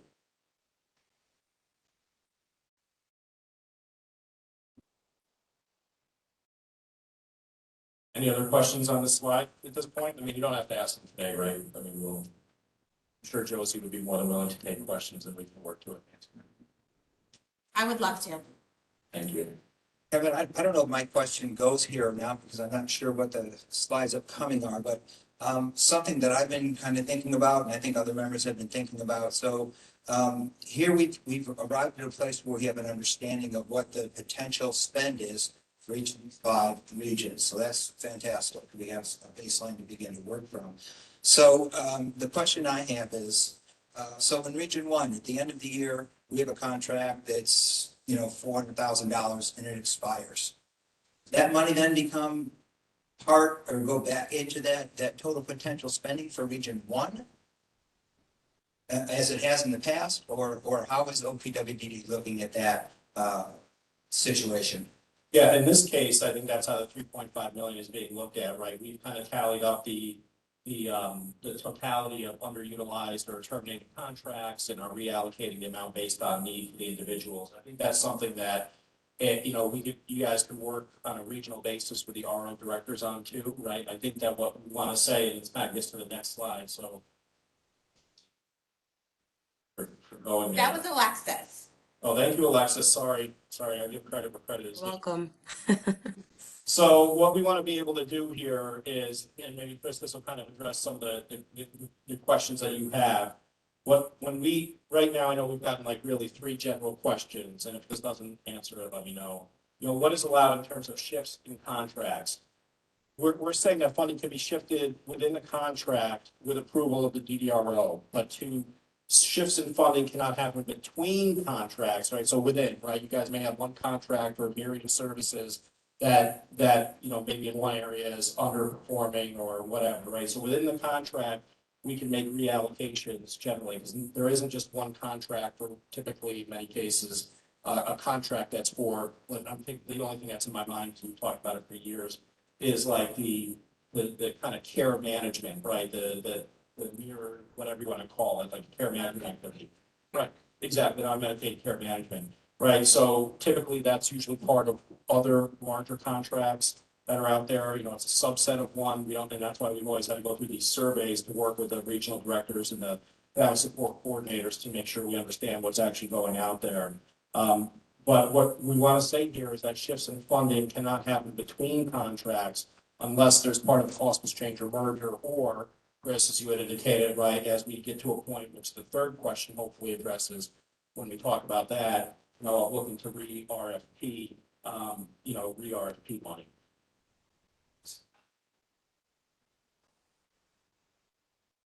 Not sure if I'm following you when you speak of reallocating unused funds within different contracts. Now, are you saying that there's like a non-Medicaid service coordination contract and 5 different agencies have that kind of contract?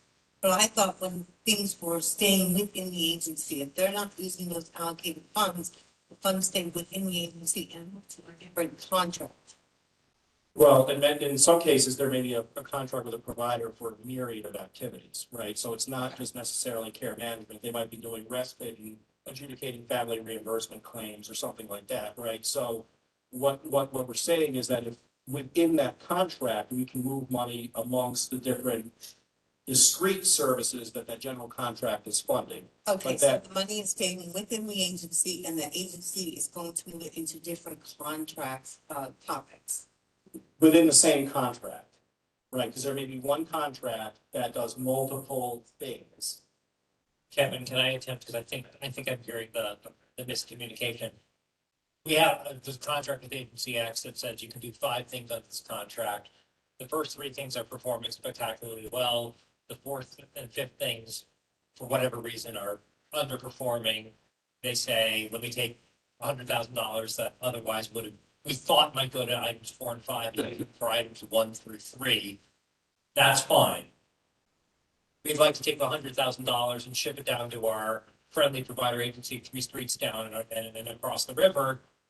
That's a different contract. No, you can't do that. That's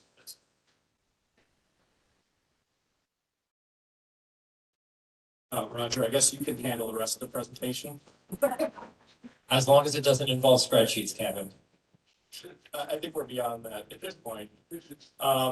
So, questions yet? Or do you want to go through the 2 other questions and the answers that we have, and then we can address? Okay. And Christine's here, and she will budge me out of the way if I misspeak on anything. So what happens when there is underperformance in a given contract in totality, right? Let's just use an example that this is a contract for, again, non-Medicaid care management, and that's the only activity that's being funded. And that provider is underperforming. What we're saying is that underperformance in the current, in a given year does not mean that there's an ability to add to the next year contract, right? What that would happen is that as we look more totality in total about underperformance and terminated contracts, that's something that will become, again, part of the third question in our position on the third question, where we have to work to identify unutilized resources and what those would be in terms of a potential, I'm just going to say, subsequent RFP action.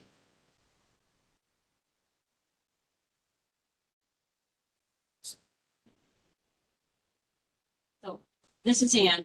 So to kind of summarize, the money, if they're underperforming, there's only one activity, then the money is taken away at what point, or is it the contract is ended after a certain period of time? Right, let's just say we had a $4 million contract for 4 years, and the expectation was they spend $1 million a year, right, for delivering X, Y, or Z. If at the end of the day, they spend $800,000 in that year, it doesn't mean that there's $200,000 more to go into the next year, right? The contract term and value is what it is.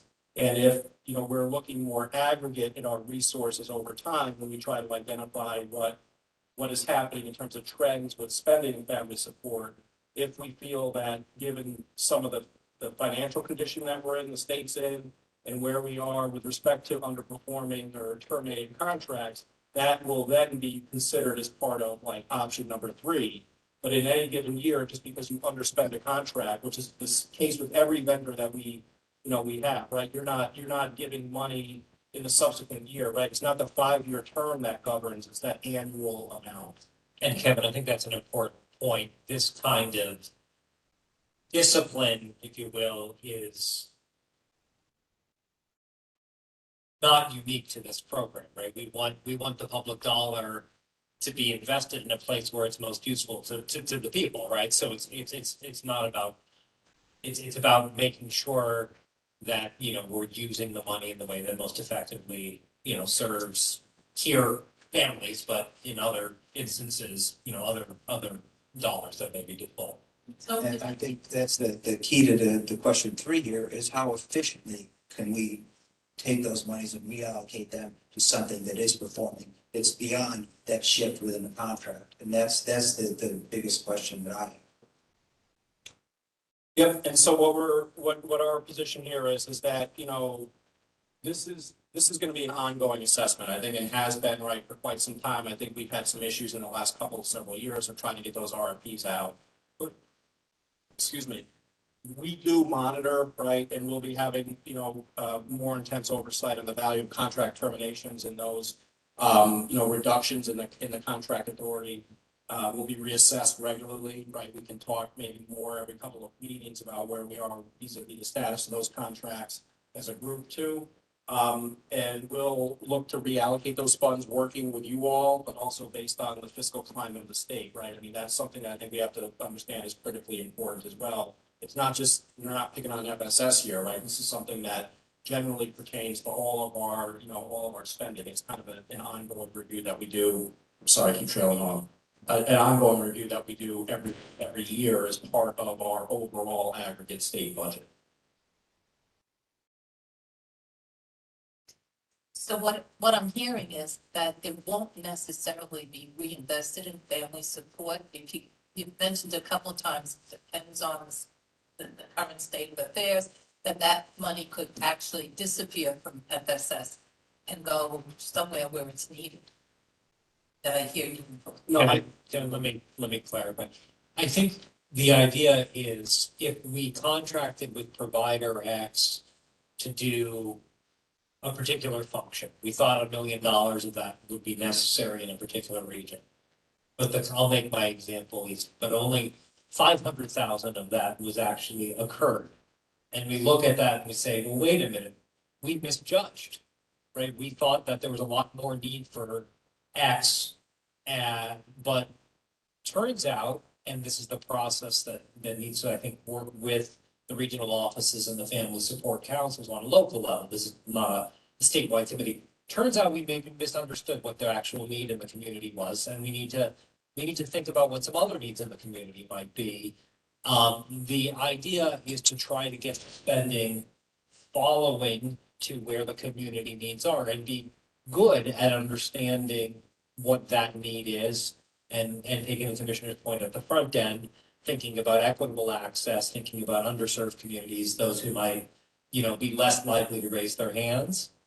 The second caveat that every good budgeteer, which is why I took over the mic, would say is year to year, we have a budget, right? And so there is a possibility of increases and decreases in that budget. We're hopeful, as the commissioner outlined at the front end, that it, we'll at least not experience some of the downsides that we've experienced in certain years. But we can't make a guarantee from now till the end, till the end of time, because there's been some really good years, and there's been some not so good years, as you all know. So the intention would be to try to keep the funds within the program and redirect them to more useful, more productive uses within the program, with the caveat that we can't, make confident predictions about what a budget, 3-4 years from now might look. Does that make sense? I have a question, Wait 1 minute. more like scenario. Let's say we have agency that's not providing the service. It doesn't, but it didn't mean that we didn't have a need for the service. They just weren't fulfilling their portion of the contract.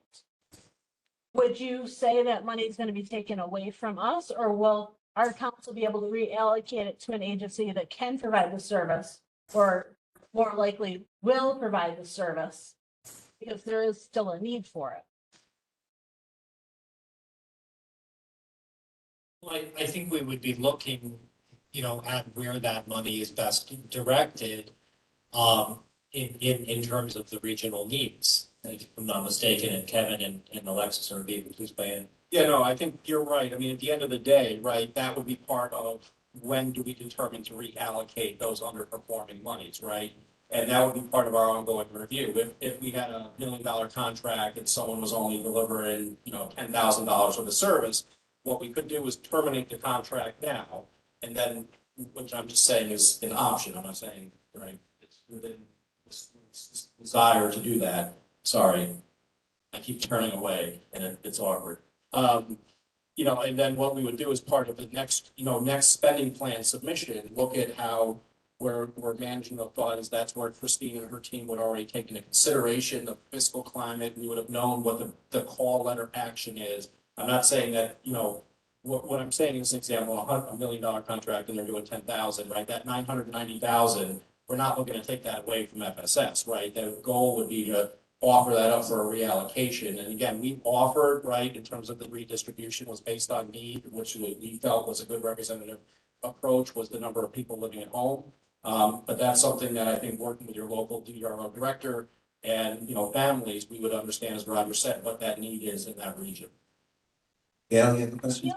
Local council should have a priority and put on where that's reallocated, because there's still a need to use that fund. It's just an agency that's slacking off, and our region shouldn't be punished because of an agency that's slacking off on their portion of the contract. I would like to see us have the priority to choose where it's reallocated. And if for some reason it's not a needed fund, then it could go back into the general FSS to be allocated for something else. But we still have a need. We just have an agency, we potentially could have an agency that's not doing what they should be doing, but we need that service. Yep, and I think that'll be part of what Alexis will take over in the next couple slides, right, Alexis? Yeah, you got it. You want us to move on, or were there any final questions? We have one question here still, Gail. All right, thank you. I'm asking Kevin to take out his crystal ball for us for a minute. Obviously, COVID-19 has really had a significant impact on a lot of the programs that are operating under FSS. One of the questions up there is how and when. Do you have any kind of a timeline when you expect these types of changes to be starting? And is there going to be a little bit more cushion for programs to rebuild from the pandemic and the experience they've had and difficulty with distributing funds? Yeah, I mean, I think our spending plans are agnostic to the impact of COVID, right? Right, because, so what we've done is we're continuing to assume, in our planning, an unadulterated impact of the COVID pandemic on family support. I think what happens, as Chris said, right, we go through that process throughout the year. We have identified providers where we were talking about, I think in Western New York, maybe you have this example of a low performing provider. That's something that we want to revisit with that contract requirement, right? We'll talk about the kind of regional office interface with the regional office about prioritization, and then work to identify what is needed in that region where that contract was underperforming. If, say, after that review, there's additional funds that are still, available to reallocate, that's something where we would look at, but it'll be part of our annual process. When do we usually start? The spending plan is about a couple months after the budget's enacted, right? So we're Start the process in July, and then for upstate they're issued for January. So I guess my concern that I'm having right now is looking at the churn rate for the programs that we have. If we have a program that for some reason our local council looks at and says, you're really not getting your utilization, it's been going on for a while, you need to reduce this contract, right? Typically in the past, that money would have gone into a pot, potential spending amount that local council, was cognizant of and knew of. And when that potential grew to a certain point, we'd RFP, we'd survey, we'd talk to providers, we'd try to understand what the unmet needs currently are in the community, and we would begin an RFP process with that money that's accumulated there. And that could happen over the course of 6 months or a year or something like that, right? So I guess my concern right now is if we have, a program that closes, or we have family reimbursement programs that are walking away because they can't handle the burden of it.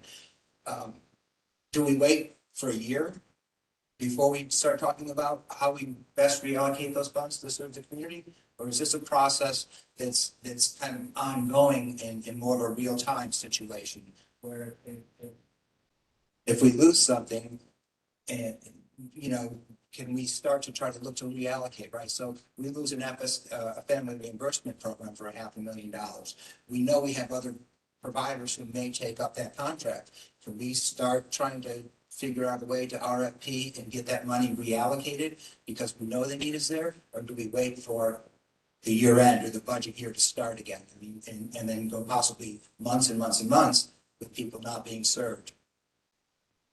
Yeah, I think in that example, Chris, we would be doing this should be an ongoing assessment, right? So if we see, I think to your point though, there needs to be a threshold, right? Because there's a lot of effort to go through a procurement process, right? And for a $10,000 contract, the juice might not be worth the squeeze, right? From an administrative burden perspective.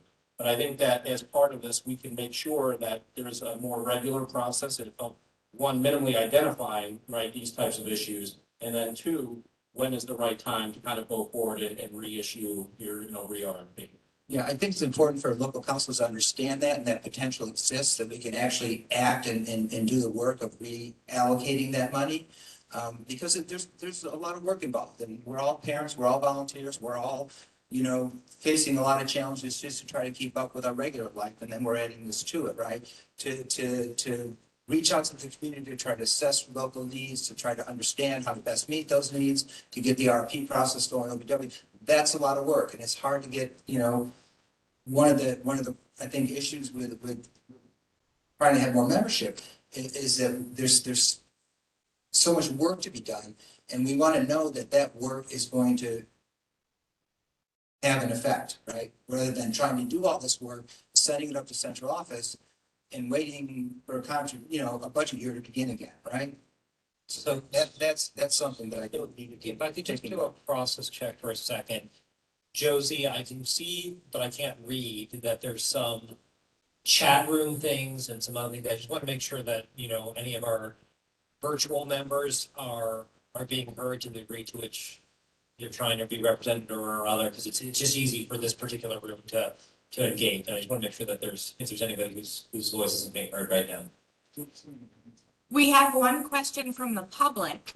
Usually we hold off on questions from the public until the end. Thank you. Yeah, we do that. But we do copy all of the chat, and I do forward it around to members of the team after. So if it's not answered during the meeting, I know they're pretty good about getting back to people. And the other process check I wanted to make, we're talking about the fiscal. I think shortly we're going to transition to some discussion about some of the programmatic aspects. And Chris and others, do we feel like we need a short break? I know this meeting's announced for 4 hours, which is a long period of time for people to be seeing, and I want to respect that people may need. We're good to keep going? Okay. I just don't like to plow through, without making that check-in. So, were you leaning in to the mic? Yeah. This is a captioner. I do need a break, please. Okay, wonderful. So that is a very important person to assure accessibility of our meetings. The captioner, I'm sorry to refer you by title. How long would be a good break for you to recharge your batteries there? 10 minutes, 5 minutes, something like that? 10 minutes? Oh, she's already started. All right, why don't we take 5 to see if the captioners come back, because we do need to make sure our open meetings are accessible.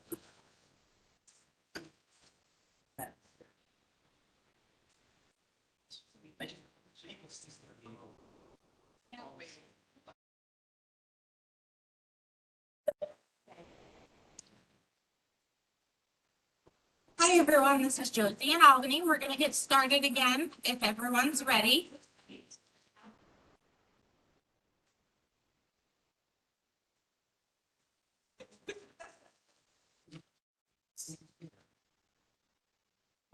Yeah. You don't have to add agency, but you can say. So I believe we're ready to come back into our open meeting. I have a finger up to say that may not be the case. No, we're ready to come back. I'd just like to say, if, anybody who's remote or in the remote locations or anyone virtual, if we could, raise our hands, so that we can kind of have an idea of, managing the flow a little bit better, we'd really appreciate it. And I just want to say to folks that, this is our first venture into multi-site and virtual combo meetings. It's something that we need to do in order to accomplish compliance with the open meetings law and not force everybody to travel to Albany. Albany is lovely in December, but I know some folks may not be able to do that. So we're trying to work out some of the elements of this. We just preach patience. We're doing a lot of learning here, and we're hoping that by the time we have our first quarterly meeting, that we'll have at least ironed out some of the issues that we're running into right now. And I'm sure we'll have the opportunity to identify other issues as time goes by. But we really do want to make these meetings as accessible as we can. The open meetings law does require us to conduct in physical locations. And so that is something that we were not doing for a couple of years because of the exemptions for the public health emergency. But we're back to whatever the new normal is now, and we're trying to figure it out all together. So there was somebody who was trying to get a voice in from another location. Is that right, Josie? Crystal Bossler here. I just wanted to clarify for the question that I had about an underperformance agency. So if an agency's not performing and we need that service still, what will happen will you for statewide, you come by and you take the money, and then we get to beg for the money to come back to us to use, or are we able to clarify what we need it to be used for in another agency that can provide it, and then you approve it? I think our intention would be that the monies would be reallocated within the regional structure. I think that there's just a couple important caveats to that, right? One, this is going to be an annual process. And so it's going to be dependent upon the resources available to the agency. So if there was a diminished amount of resource available to the agency, the first place you would look, right, would be in funds that weren't currently being used, whether that's the FSS program or some other program.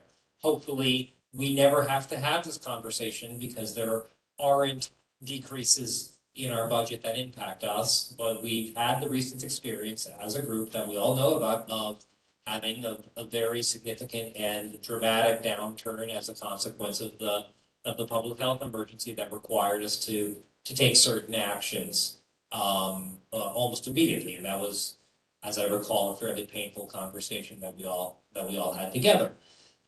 The second component of it is we are trying to match the resources to needs. So I'll make a simple example. If we saw very significant population shifts, we had areas where there was an increasing demand and need for the family support services in a particular area and a decrease in another area, we might want to say, hey, listen, we should have the monies follow where the needs are. I think that's something that the program team might be able to speak about in the next section of the agenda, just in terms of how we're going to really try to understand better, the needs of folks. And that's both regional, but also programmatic, right? So somebody may have, we may have identified that a particular area, say, the one that Kevin raised earlier, non-Medicaid care management was a particular priority at a moment in time. It might become less of a priority, and respite might become more of a priority, just picking another service at random, or respite may becoming less of a priority in non-Medicaid care management, just to not say that there's an opinion, at least from my perspective, in any particular direction. But, that we made an analysis at a point in time shouldn't, I think, freeze our analysis, for every time moving forward. I hope that helps as an understanding of the approach. And if we have further questions on this, if we could take them offline and address them afterwards, that would be great. We do have a significant interest in public comment from people. So we're really trying to get through and at 3 o'clock be able to begin that. I just want to double check the interpreter made it back, right? I can't see the back of the screen that I can't see. Okay, wonderful. Thank you. So, Alexis, I think you were the slide advancer, if I'm not mistaken. I am. I have changed the slide and passing the ball over to Nick to cover some programmatic information related to the RFP.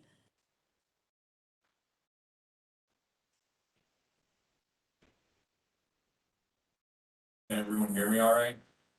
I'm gonna do my best too, because I don't talk into mics very often, so you can wave at me if you can't hear me. So the next part of the agenda is an update from the program implementation side. I'm sorry, Nick.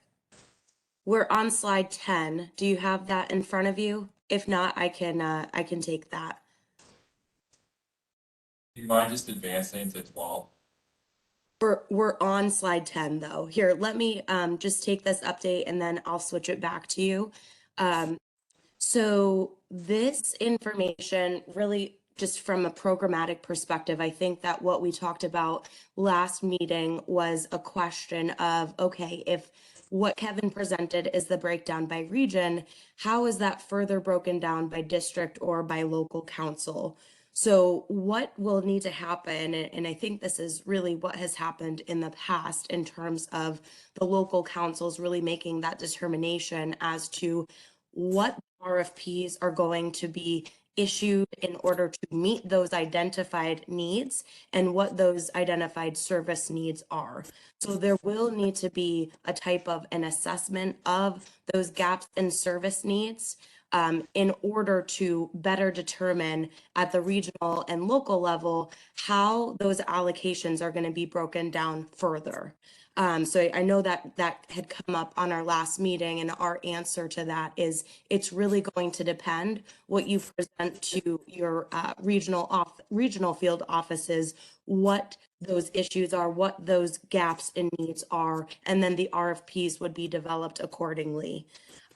Those reports would be submitted to the local FSS coordinator and regional director with a copy to Nick, our statewide coordinator. Like I said, the report will really indicate what those goods or services are that the funds will be meeting through the RFP process. Then just to let you know, we do have an RFP template. We're trying to make this easy for everybody. So we didn't want anybody to have to recreate the wheel. We took a look at the most recently utilized RFP template and are trying to hand that resource over to all of you. For today, we wanted to just focus on the areas and categories that are included in the RFP template.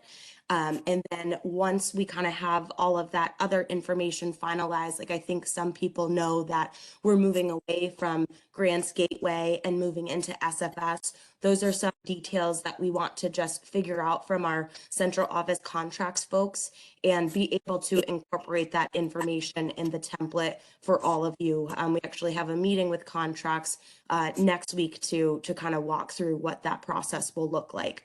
So here are the high level categories that are in the template that we have pulled and have been working on. There's the specific area identified for the RFP, the region or the locality that's issuing it, the specific priority and needs identified based on this assessment of gaps in service needs that I mentioned. There's a section about questions or inquiries and who those are directed to. There's an outline of the proposal submission process, a timeline And there's additional information about how applications are submitted. And that's really the SFS conversation that I'll be having with contracts to make sure we have that as clear as possible for folks. Any questions on that before we switch over to program implementation updates? I just want clarification. When you said that the local councils would develop the gaps in services and what our priorities are, we would do that locally, then send it to the region? I'm not sure, is the region, is it gonna be like our region has 5 boroughs, are we all going to? Yeah, so I think that you're going to have to discuss it at a regional level to determine what your strategy is. You know, I don't know if it's going to make sense for your local councils to make a determination of how you'd like to capture what the gaps and needs are. It's really going to depend on what the results are from the local council. So it's really a collaborative approach that will have to happen from your statewide reps working with your respective local councils.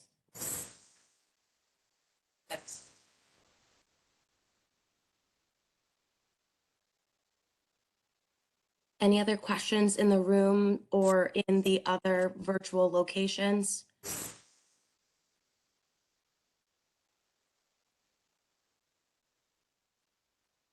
Okay, moving on then. Before we get into updates on program implementation, I do just want to pause and have Abiba provide an update. Thanks, Alexis. If I could just take us back just for a minute or so.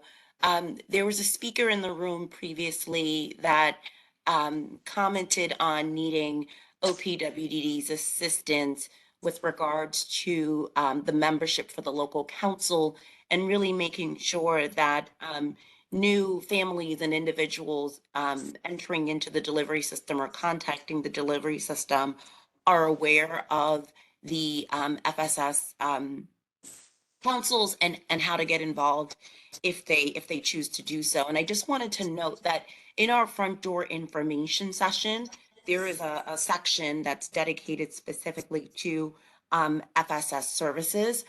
We're in the process of sort of beefing up that component to add additional information about the councils. But I also want to note that within the welcome packets that are distributed to individuals and family, the FSS brochure is included in that, which does offer information about FSS and the councils. But I just wanted to make sure that that specific point was highlighted in terms of, you know, making sure that individuals and families are aware of the local councils and certainly can engage and contact folks if they, you know, choose to be a part of that structure. Thanks, Alexis. Thank you. Now I am going to turn it over to. Can I just add to that? In Manhattan, we actually, in regards to what Abiba just said, before the pandemic, our council would go to the front door meetings and meet the families. And it was really interesting to share our stories and to tell them all about family support services. Since the pandemic and now it's virtual, it's impossible because it's statewide meetings and it's hard to represent family support services. But in those 2 years, we reached a lot of families and expanded our council in the Region 4 area. Yeah, you're absolutely correct on that. You know, we unfortunately, we haven't had a tremendous interest by folks to resume those in-person information sessions, and there continues to be a high demand for the remote option. And to your point, you're right. We've moved it to a statewide sort of structure to make sure that we have consistency in terms of the presentation and the information that's shared. That is accurate.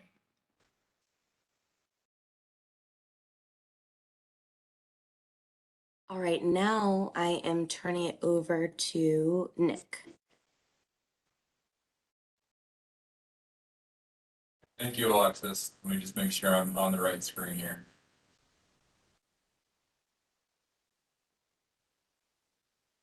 All right, once again, if people can't hear me, please let me know.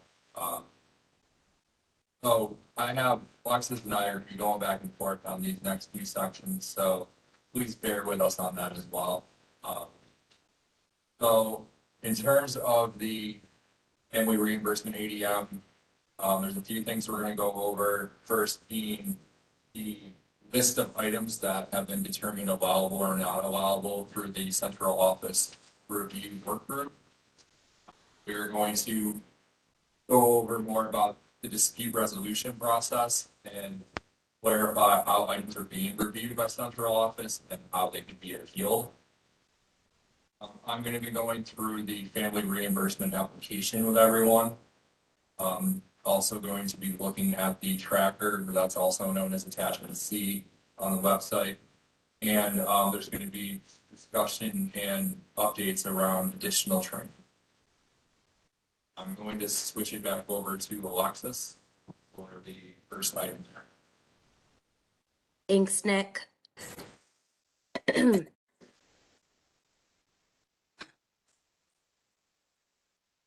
All right, so the first item we wanted to cover for program, I'm sorry, I'm hearing a bit of an echo. All right, so the first item that we wanted to cover for program implement, I'm still hearing an echo, I'm sorry. I think it's actually in the room. If anybody who's not talking, if you could mute. My sick brain cannot concentrate if I hear an echo of my voice.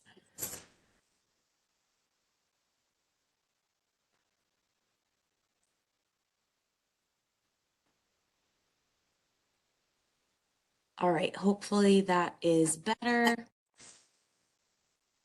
Not quite. All right, I'm gonna try to power through this. So, Alexis, we're not hearing the echo on our side, so I'm not sure where it may be occurring. okay, I don't know if maybe the conference room could mute themselves. It looks like it's lighting up there when I hear the echo. That's us here in Albany. Yep. Okay, awesome. Thank you so much. So in terms of the list of allowable items or non-allowable items, I know what we had talked about last time was really being able to expand this list in as real time as possible. So what we are working to do is actually create a supplemental attachment on the ADM so that we can update that more frequently for everybody, so that you don't have to wait for an ADM revision each and every time that that list is expanded upon. So what we wanted to do today was just provide an update on the list of allowable items and the list of items not allowable, and these are all based on requests that have been submitted since the ADM has gone live. So in terms of allowable items, there were two general categories that things fell under. There were recreation activities, recreation programs, or recreation equipment, and there were also sensory items. So in terms of the recreation activity areas, we had activity supplies approved, gym memberships, swim lessons, guitar lessons, piano lessons, and fees, soccer fees, baseball, braille bingo cards, playing cards, dominoes, crafts, and any type of equine therapy, hippotherapy, horseback riding. I won't go through all of these every single slide. I just thought it was important to cover that. I don't know if anybody has any questions on this slide or if I can switch to the next approvable, next allowable set of items.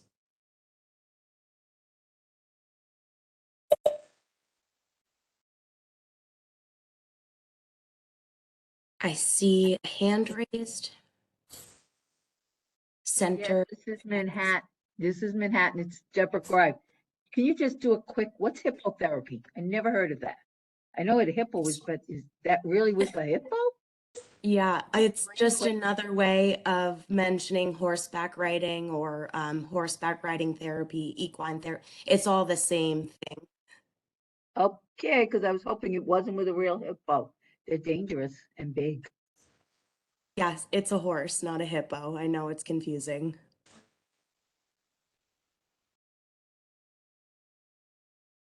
All righty. So, This is Crystal Bassler. I just had a quick question.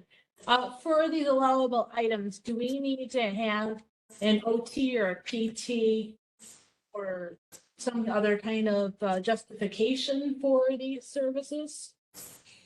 yeah, that's a great question. So we actually have another portion of this presentation where we're going to be talking about the needed information. So we're actually going to be walking through the application. We're going to be talking about the tracker that's submitted by the FSS providers to the regional office, and that really does expand on the necessary information in order for a decision to be made.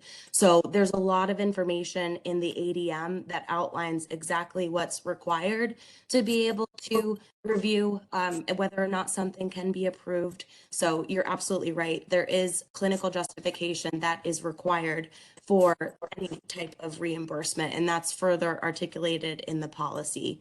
But I do think that we're going to address that a bit further in just a few slides. Okay, thank you. You're welcome. All right, so I'm just going to move to the next one then, conscious of our time.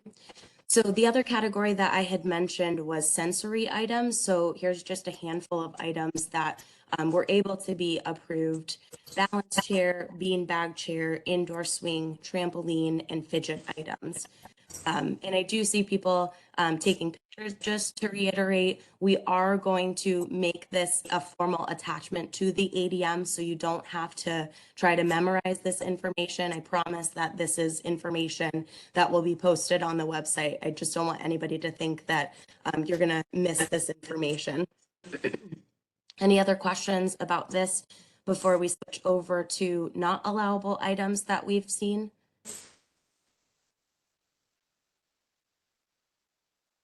Okay.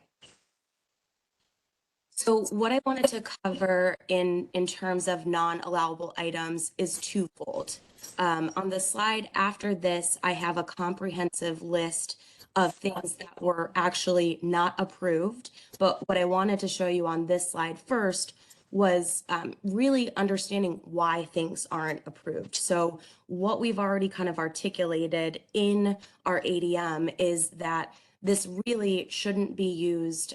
If there's another way to fund this, that needs to be explored first. So anything that is covered by Medicaid, including incontinence items, is not something that's going to be allowable. Any items that are covered by other state paid benefits, and just wanted to highlight that there is a free cell phone program. We did get a request for a cell phone. Furniture, hotel, mileage and travel cost, car fuel, maintenance items, and as reiterated in our ADM, items that are covered by a self-direction budget cannot be covered through FSS if somebody is self-directing their services. So I'm going to move to the more comprehensive slide that notes all of the non-allowable items that have come through for our review. And these are really captured in the slide prior, really explaining that these are either just not appropriate, a pool cover, or it's something that is covered through another means. Diapers is a really big item that is a Medicaid covered item, and that really needs to be the route that it is covered. Any questions on this before we switch gears?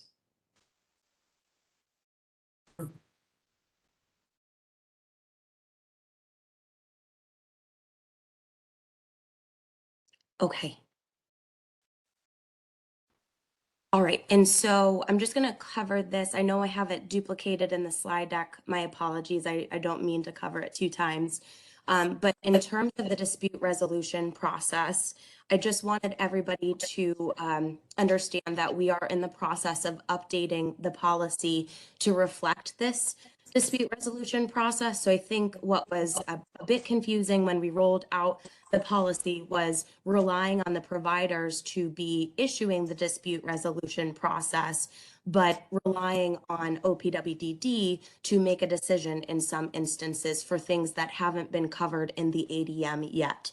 So for items that OPWDD denies moving forward, the family will have 15 days from the date of notice to respond or appeal the decision, and that will be reviewed by OPWDD central office. So moving forward, this is the practice that will take place.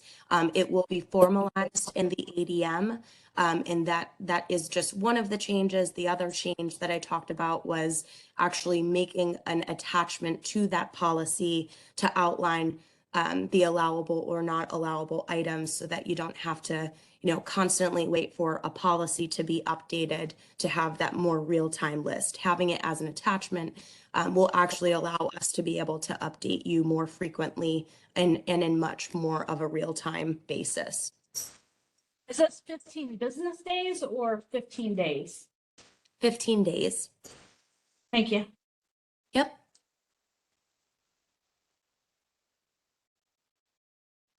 Any other questions before we switch gears to the application itself?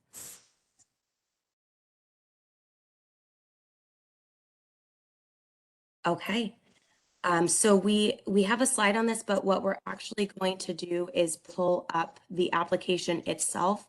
What we heard last meeting was that there were a lot of concerns about the application, that it was confusing and not easy to follow.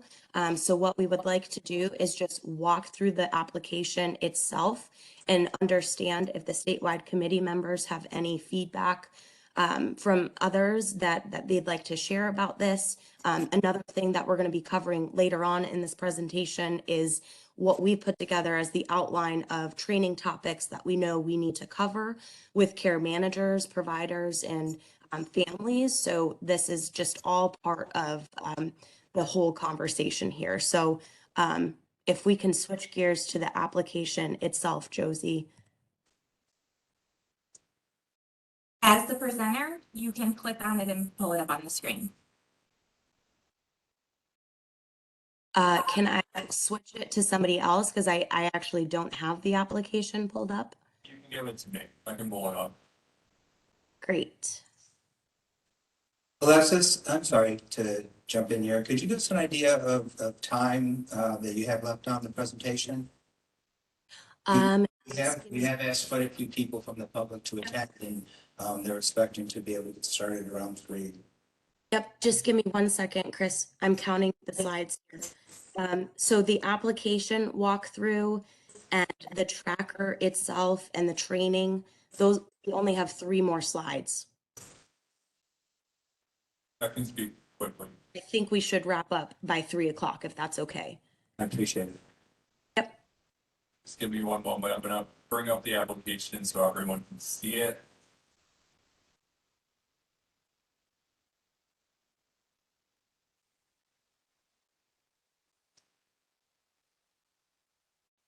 Nick, I'll do it. I think I got it. Okay. Is everyone seeing that? There we go. I apologize. I'm not always the most tech savvy person, so thank you. So this is the current family reimbursement application that's on the website that everyone has been using for the past several months. I will say, we have translated this into many different languages as well, so those are all also currently available on the website. I'm just gonna kind of go through this quickly, and I know we don't have a ton of time, so if people do have comments, questions, as they'd like to see to this, if we can't get them now, I mean, there's certainly other ways to share them with me / everyone else. So, I see Gail sees that already. So, the first section of the application is really a lot of demographic information. Not gonna go through every single line on this, but I think 1 through 4, most part, at least 1 through 3 is a lot of the things that are either the individual, if they have a care manager getting their information, if they have an FI, that information. Skipping down to the next section in 5, when we ask, provide what the disability is. There's a few of that group was, I believe, the most typical ones, that we developed when we were developing this with the work group. Obviously, there's always other available too, but obviously open to feedback on that. The next section is specifically asking what the item is for reimbursement. So that gives people a chance to include the item, but also describe more about it. And I'm sure many of you know that there's some connection, obviously, to attachment C in the tracker, and so that's sort of the hopes that the application and the tracker work together in that regard. The next section, we're still in section 6, there's a total amount requested, and an important star underneath that is if this item is an immediate crisis situation, and that's, as you're all aware, there are obviously emergency reimbursement requests that come through, and that's the place on the application to check yes if it's something that's an emergency request. Skipping down into section 7, this is all trying to get a better handle on services that the individual already receives, as well as if other funding opportunities have been explored. So that first question is asking specifically about, if insurance and other means have been explored before looking at FSF for reimbursement. And then 7A specifically highlights all of the waiver services. Once again, the idea behind all of that, which I'm sure isn't new information to anyone, is that we're really expected that if there are other funding sources available, that they're being looked into and utilized, since FSS is really meant to be the last resort, funder of last resort. And I know that term gets convoluted with some of the other things, but that's still the idea behind all of this is really to be looking at it in those terms. And then we add an additional question about CDPAP in there as well. That's 7B, so we understand if the family or individual receiving. Next section. Once again, for the ADM, there's a $3,000 per year cap per individual, and this right here lists out any reimbursements during the contract year that have already occurred to help keep us on track there. Next section gives us and provides the checklist of required documents. Not going to read through every single one, but those are all required. So I know I may sound like I'm being a little redundant, but I have heard, providers are, get applications that are incomplete. So it's really important that, if they're needed documents that they're submitted along with the application. And that's just going to help move things along that much faster. Next question, which I know we kind of had some questions about justifications already, is asking about how the request directly relates to the individual. And there's a fair amount of space to be able to do that. We can definitely discuss that area more. Then the last section is all just the required signatures. So I will quickly, because I know Chris is keeping an eye on the clock for me. Do we have anything that anyone would like to mention about the application specifically, things that were missing or haven't seen Gail? So. Thanks, Nick. I just wanted to let you know that our FSS Council did take heed of this last time we met, and we have compiled a pretty comprehensive list of items that either appear in the ADM that are missing from the application, or that providers are reporting have been requested from DDROs consistently. And instead of going through that ad nauseum, because I know we're on a time schedule, I have copies here if anybody would like a copy of that.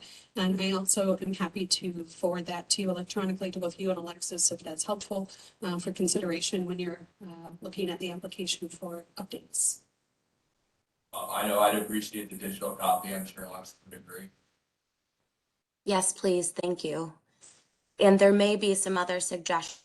I think once Nick walks over the tracker and some of the added columns that we will be incorporating. So, you know, to your point about the items that the regional office is asking for, that's actually why we're trying to capture some of those additional things in a revised tracker. So that actually may impact the questions that you might suggest added to the application as well.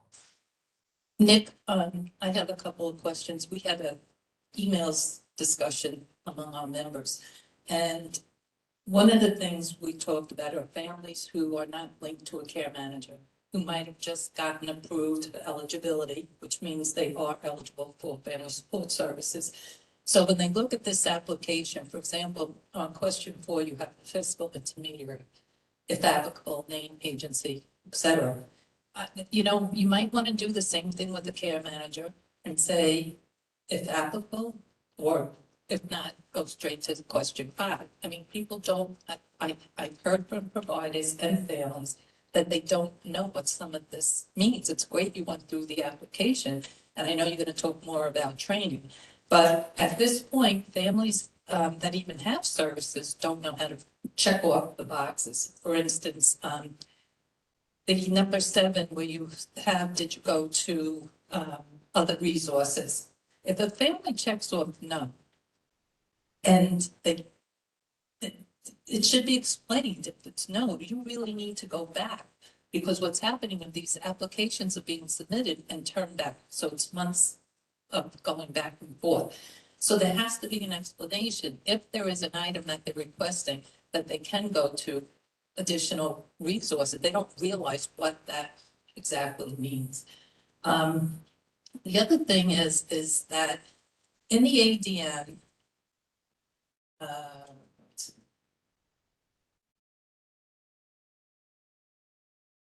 on page 3, when we talk about eligibility, it says that the person who has the disability must reside with one or more non-paid family members, such as the CDAP, right? CDPAP. So to me, that means that if I was home with my husband and maybe a sibling and my child with a disability, my child is living with one or more who are not paid. They're not paid. So that makes them eligible according to the ADM. But then on the application, it does ask on 7B, is anyone residing at home? And is not specific about that one or more. It just says, are you living with a person who was getting paid under CDCAP or other program? And if you put yes or no, if the answer is right across the board, if any family member is getting paid for CDCAP, then just say stop here. Because families are getting turned down right now. Families are getting turned down because no one, and the DDROs are saying, well, who lives with them? They're just doing it flat out. No. So there needs to be clarification, because in your FAQs, that question is answered similar to what the application says. The ADM says something different. And worst of all, if it's true that that person's eligible, if there's a family of 4 and one gets paid that they're eligible, if that's true, then that poor family that has one single parent is not eligible. And I'm not going to say they are likely going to need more, but possible that they need more. And I could go through this again with you, so you could go back and forth. The checklist of required documents, and I am happy to hear that you're having the training, and we talked about it. People don't know what a notice of decision is. One fella, a family member just went to one of our agencies on Staten Island, and he sent in, his child has self-direction. He didn't even know what he needed. You know, they're not reading it. He's asked for a budget. The man threw up his hands, and unfortunately, Gail's had similar experience. They're taking it out on the providers, and they're using language, and they're angry because they keep on going back. So there has to be the training, has to be an explanation, because the reality is it's very easy for us who are detailed people to answer these, but it's not happening with the families. And just a little point, in the ADM, there is on page 5, it tells you to check in the app, section 5, when there's an immediate crisis. It's actually in section 6. It's just a little type. I will say quick before I let Chris, or sorry, Roger, you want to. Yeah, I just want to be sensitive to, Chris has been, thoughtfully pointing out the timing.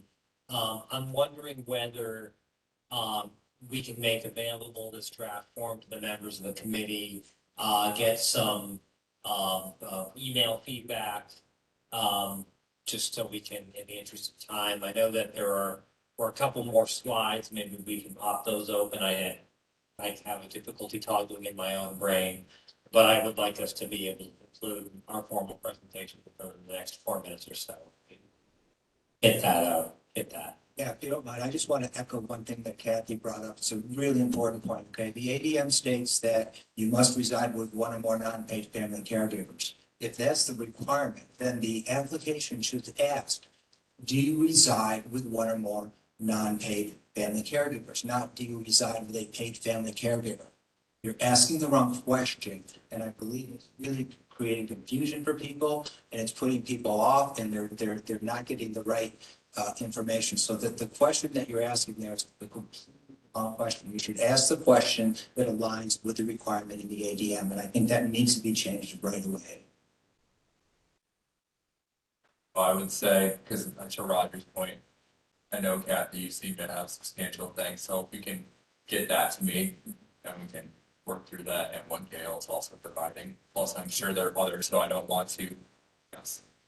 And I think, you know, certainly if there are recommendations around simplifying language, I've heard a couple of people, folks suggesting that the terminology, you know, once again, there's a tension between the precision, we want to actually have the information and being, you know, comprehensible. So Alexis, not to kind of. Roger, I'm sorry to interrupt, but just to make sure that we're getting just one comprehensive list, it might be helpful if the committee is able to meet, review all what their concerns are, and then just maybe push, you know, one list up through Chris to us so that we have the feedback from all of the councils. That would be really helpful. Chris, would you be, willing to be so deputized as chair of the committee to, collect and collate and send? Does that work for you? I would be happy to organize the information that comes from that. Thank you so very much. Is there, Abiba and Alexis, anything else? If we flip back to the core PowerPoint that we want to make sure we hit within the time frame given? Yeah, I think the only other item that we were hoping to cover on the PowerPoint was related to the tracker, which is an attachment to the ADM. Oopsie. So Nick, do you want to cover this quickly? Yes, I'm not going to share what the tracker is at this point because it is under development, so I'm just gonna give a 2-minute kind of overview of where we're going with it though. So obviously attachment C is on the website right now, everyone's been using it for several months. As we've been working through the reimbursable items list for the central office review work group, we realized that we had 2 trackers going and it was getting confusing. So we have combined the tracker that the regional office was using to send us requests and the current tracker to make just one spreadsheet, one tracker. So the current attachment C is going to eventually be, taken down, and this newer, better spreadsheet will be replacing it. Like I said, I'm not sharing at this point because it's still being developed on our end. But the things that are captured in the current attachment C are still going to be captured. And then we've added a few additional columns. Because as we were reviewing these requests, it became clear to the group that there was more information that we needed to be able to make a well thought out decision. So I'm gonna just quickly mention some of those. Bear with me 1 second, Alexis, you have the, can we move on to the next one? The next one real quick. Or is that the last one? Okay, that's the additional training. Okay. I will, can I actually go back to the last one? Sorry. So there will be a directions document that's also added to this, and there's updates are being implemented based on additional information. So really quickly, just want to give you an idea of some of the things that we're asking for now.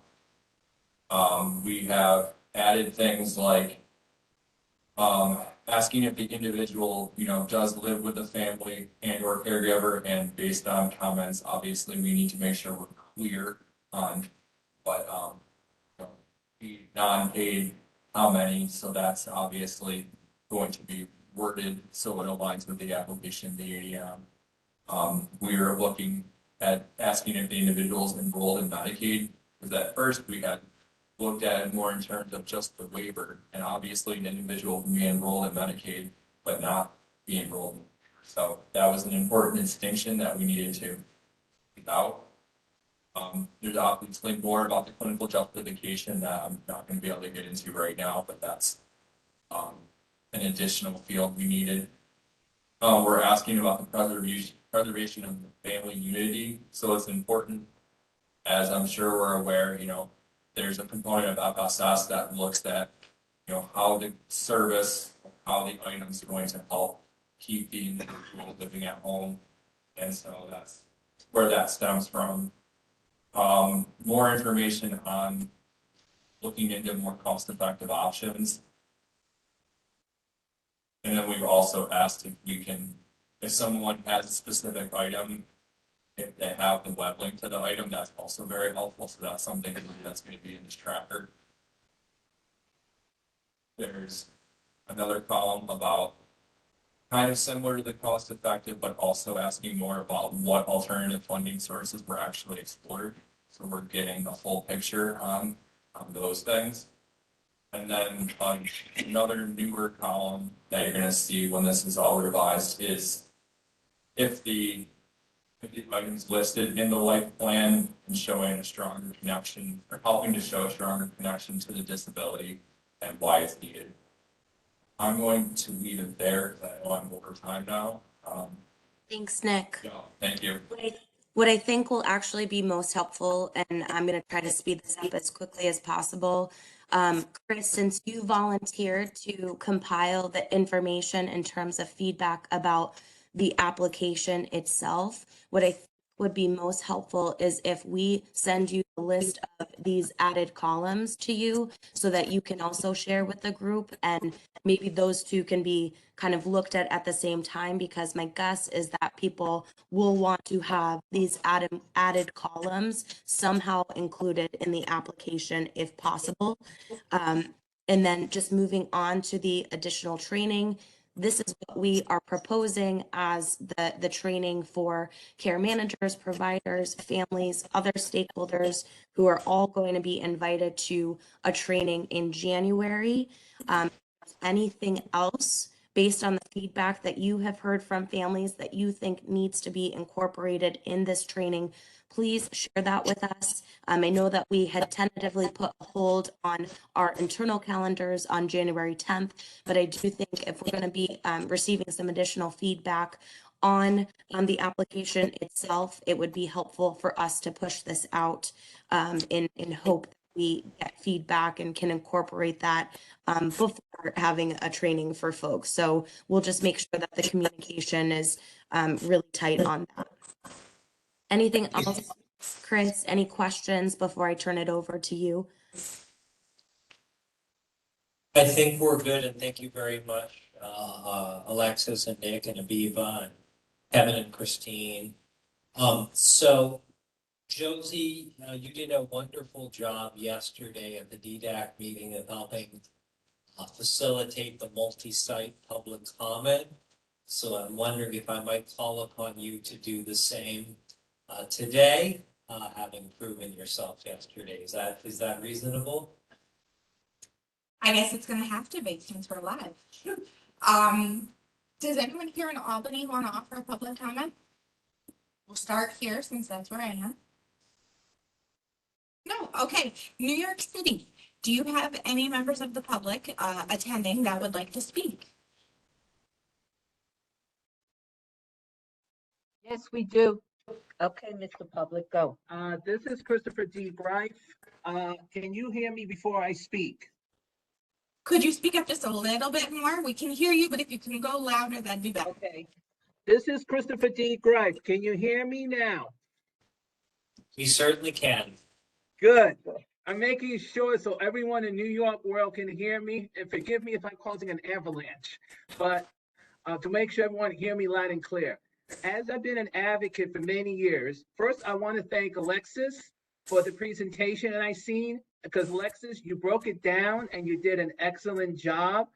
I hope you're feeling better, and please stay well, because we definitely need you, because your presentation broke it down and explained about the reimbursement, and that needs to go around in the New York region, especially down here in the city. The other thing I want to remind that when I don't like to hear, and I hope I have never want to hear, is cuts, especially to the advisory councils and other councils, because they are very important to all of us in all regions. 19 counties are there for a reason. Cutting 6 of them down will hurt not just the parents, but the self-advocacy groups, the individuals. How we're supposed, as I said this, and I said this every time, how we're supposed to work together as a team if we're going to start talking about cuts. I never ever want to hear the word cutting advisory or budget, because right now even MTA is not doing cuts, and praying right now that we do need to remind that we have to work together, follow the rules that we're made from, and solve the problems, but listening and not criticizing. So we hope that please in the next year, in 2023, we can solve and work together. And I hope to see some upstate staff can come down to the advisory councils in any of the regions to come down and do this presentation. And I hope strongly, Alexis, you can come down, because you do an excellent job on the reimbursement. Thank you. Thank you, Chris. New York City, do you have anybody else? Yeah, we do have one, but she don't want to. She just says great job. She just says thank you. She's glad to be asked. We're muting. Wait, I can't. Okay. I'm gonna let New you York mute. State, how about Buffalo? Buffalo, do you have anyone who'd like to speak? No. Okay, we do have someone here in Albany.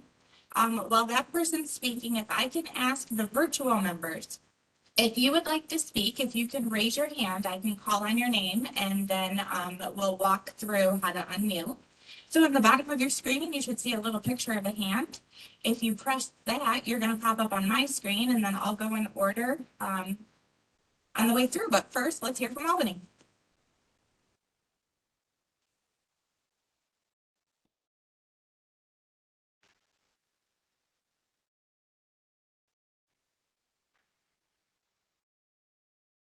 Hi, thank you for the opportunity. Everyone can hear me, yes? Yes, just in terms of talking into the mic, you just kind of gotta hold your head still and just sort of talk into it, because when you move it, that's when people lose their perception. Okay, so actually, I came up to hear what was going on with the ADM and about the reimbursement programs because I'm from Westchester, and we've lost an awful lot of money because of the changes in the ADM. $500,000 in respite reimbursement is gone, and and nothing has been offered to replace it. But I have some other comments based on the meeting today. I wanted to just quickly speak about the first topic, which was diversity. And I'd like to say I absolutely 1,000% support diversity. There is, though, a problem in who is being served currently from the already identified population. And the problem exists in ridiculous numbers for people who have high level of need. There are many of our state citizens who need more than one person to be able to access any kind of community activity. And it's next to impossible to get that funded unless if family members are available. But if someone's going out with a program, we can't get additional monies to cover the aid that needs to go with the person. And they won't accept the person to participate without the aid. So I'm just saying we need to come up with more accommodations, programming, out of the box, whatever, that families who have individuals with very high needs are able to get a break, take advantage of the fact that their child is serviced through OPWDD and get services.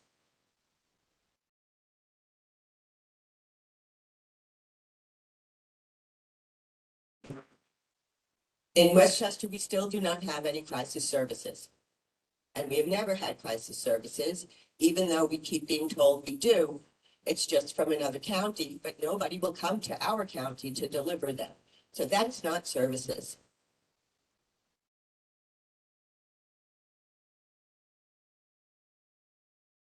I don't understand why the $500,000 that was available for respite services was taken back from us. It should have been available to give to another agency that provided those services, because we do have other agencies, and we did request that, and we were denied.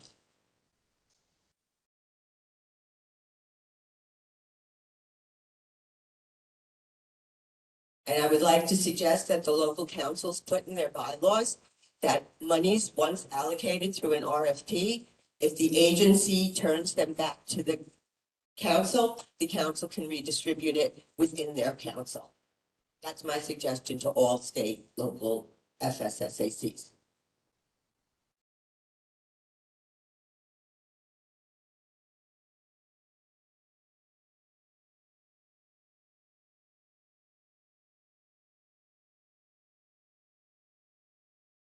The form that I realize has had hundreds of hours put in to devising for reimbursement, it's a visual nightmare. Many of our families we service individuals with developmental disabilities. Many of the families are either older or may have some disabilities themselves. As a former special ed teacher, I can tell you if I gave that to a student, they would get 0 on everything. It was too crowded. The font is too small. The blue and the white back and forth, the boxing, it's just a nightmare. You need to make the form longer. I realize everybody wants to save paper, but you're not going to get people to read that form and fill it in correctly because it's just terrible.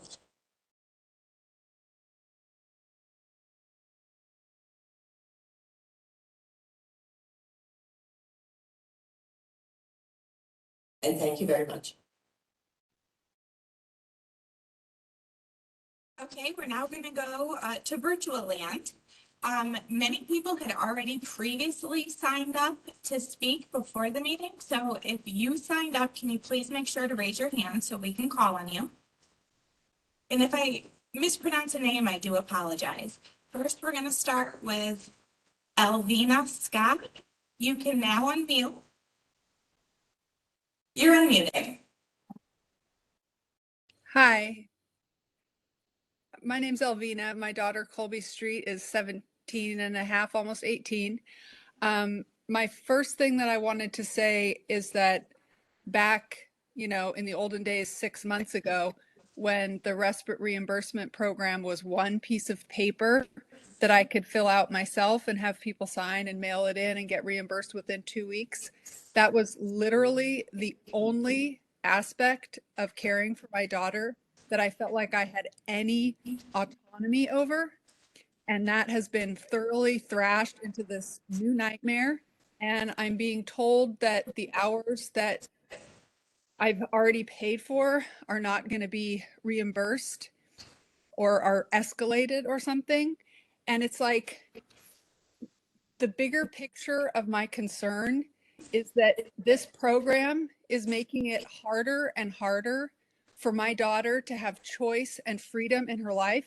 And I'm pretty sure that's what all of our programs are supposed to be based on, is it making it as possible, as easy as possible for my daughter to have a complete dignified existence in her home. And everything about this getting harder is making it harder for me as her parent, and I'm already completely maxed out.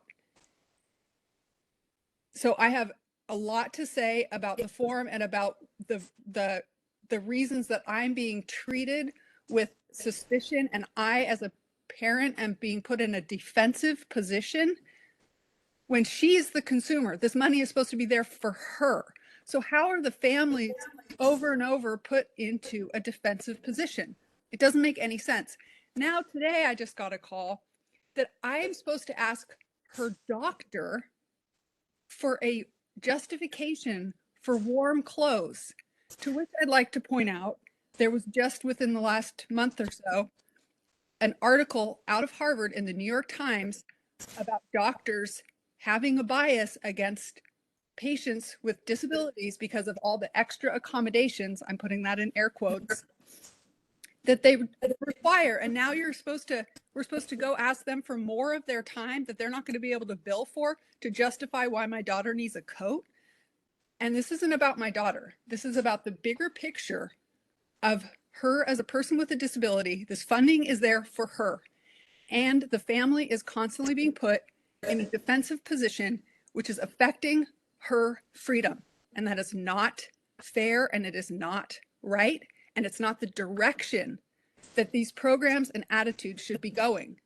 The assumption should be that we're telling the truth and that she needs what we say. That's all I have to say for now.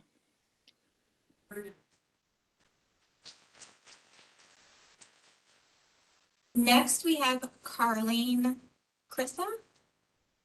Carlene, you can unmute. You're unmuted. This afternoon. I did have an opportunity to listen in to some of the presentation as I was asked to join today at 2:30. And I have a son. He is the most wonderful young man in the world. His name is Daniel, and he is 10 years old. And my son's biggest goal in this world is to be just like his peers. Unfortunately, he is nonverbal and he is intellectually disabled. And one thing about him is that he does require a diaper. We have tried a number of times to potty train him, but because he is nonverbal and because he also is intellectually disabled, it's really been a struggle. He doesn't seem to understand the toilet. So we have used the Medicaid diapers. We've used the Cuties, we've used the Attends, and we've also used the Prevail. And using those diapers, some are better than others, but we have not had good experiences with them. They leak. They leak all over his clothing. He has urine and feces all over his clothing. And my question to you in Albany is, how would you feel if you were a 10-year-old boy with your peers who are potty trained and you have urine and feces on your clothing because you're not potty trained and all you want is to be normal and to be accepted and to be a part of your peer group, but you're forced to wear diapers that Medicaid requires that you wear, and those diapers leak. And as a consequence, you have urine and feces on your clothing, and now you're made fun of. I have been in public education for well over 20 years, and I can tell you something in public education. If I would change a policy in public education midway through the year, say in January, like you changed the policy with the diapers being paid for, like you did in June of last year, the whole school would shut down. So I can only say from my point of view that you angered a lot of people by denying our requests to provide incontinence supplies so that our children could have normalcy, choice and freedom and independence like other children. If you want our children to wear Medicaid diapers, maybe you should provide Medicaid diapers that actually work and don't leak throughout their clothing so that they're not covered in urine and feces. Otherwise, it would be really appreciated if you would pay for them to have diapers so that they could be, you know, not leaking through family reimbursement like you did in the past. Thank you. Next, we have Julie Chamberlain. Julie, you can unmute. You're unmuted. I am a 60-year-old mom of a 32-year-old young woman who is in a wheelchair. And we've been in different services with OPWDD. We've been in family care, and we are now in self-direction. So I love self-direction because most of the time it truly does do what it needs to do, which is to direct it for the self, which is my daughter. However, we have this huge change that came down, and the cap for massage was cut by almost 45%, which was shocking to me when I looked at art and music and therapeutic writing, which was also cut, but at the tune of 12.5%. My daughter is in a wheelchair. She is in a wheelchair all day long unless she gets moved by somebody else. She is nonverbal. And for her, as a spastic quadriplegic, movement is a key. Stretching is a key. And when you sit in a chair all day, and I am sure many of you do it, your neck gets tight, your shoulders get tight, your back gets tight. So she lives this every day. So they said, okay, well, you need to find a provider at a rate of 36.51. That's an hourly rate. I challenge any of you to find anybody who is worth anything to do a massage for $36.51 per hour. It isn't out there. It doesn't happen.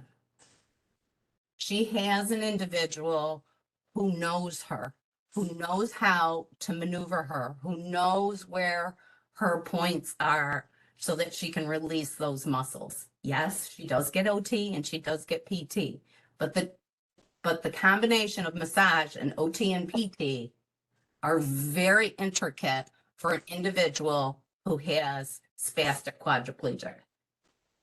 So I don't know where these numbers came from, but to me, it's very crazy. She can't do a lot of the other things. She doesn't do therapeutic riding because it doesn't work for her, because she can't actually sit on a horse by herself. Music therapy doesn't help her with her health. Art doesn't help her with her health. She needs that in a medical fashion to assist her to stay well and not have contractures. So I've taken it upon myself to take on this expense for her because it is medically necessary for her to stay well. So I'm challenged by the cap, and I'm challenged by the fact that Family Support Services can't even reimburse based on the fact that she's in self-direction. So that's my challenge. It's very difficult to keep things in a healthy fashion for her as she ages. And I just wish somebody would come up with a better way. Thank you.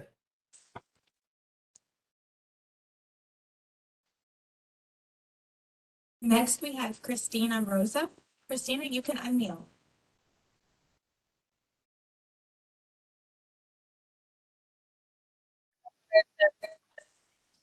First, I wanted to thank everyone for giving me the time to speak and all of the parents as well today.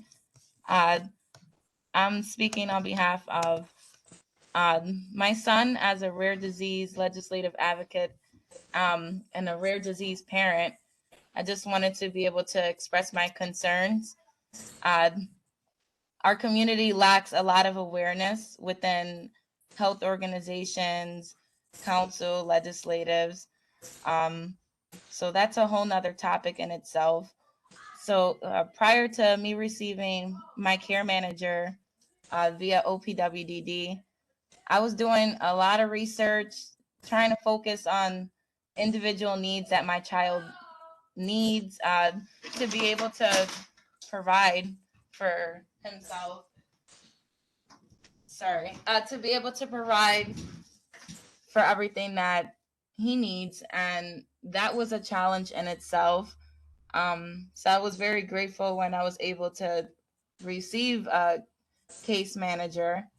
I do a lot of advocating for my son, and I just want to be able to express my concern, local council gaining more awareness on rare diseases and also how they can provide for their families as well as other children with disabilities. But rare diseases, it becomes a smaller bracket because it's unknown within itself. So not having knowledge on what rare diseases need, what a child needs so that they could be able to be successful and provide and be in society as any other child.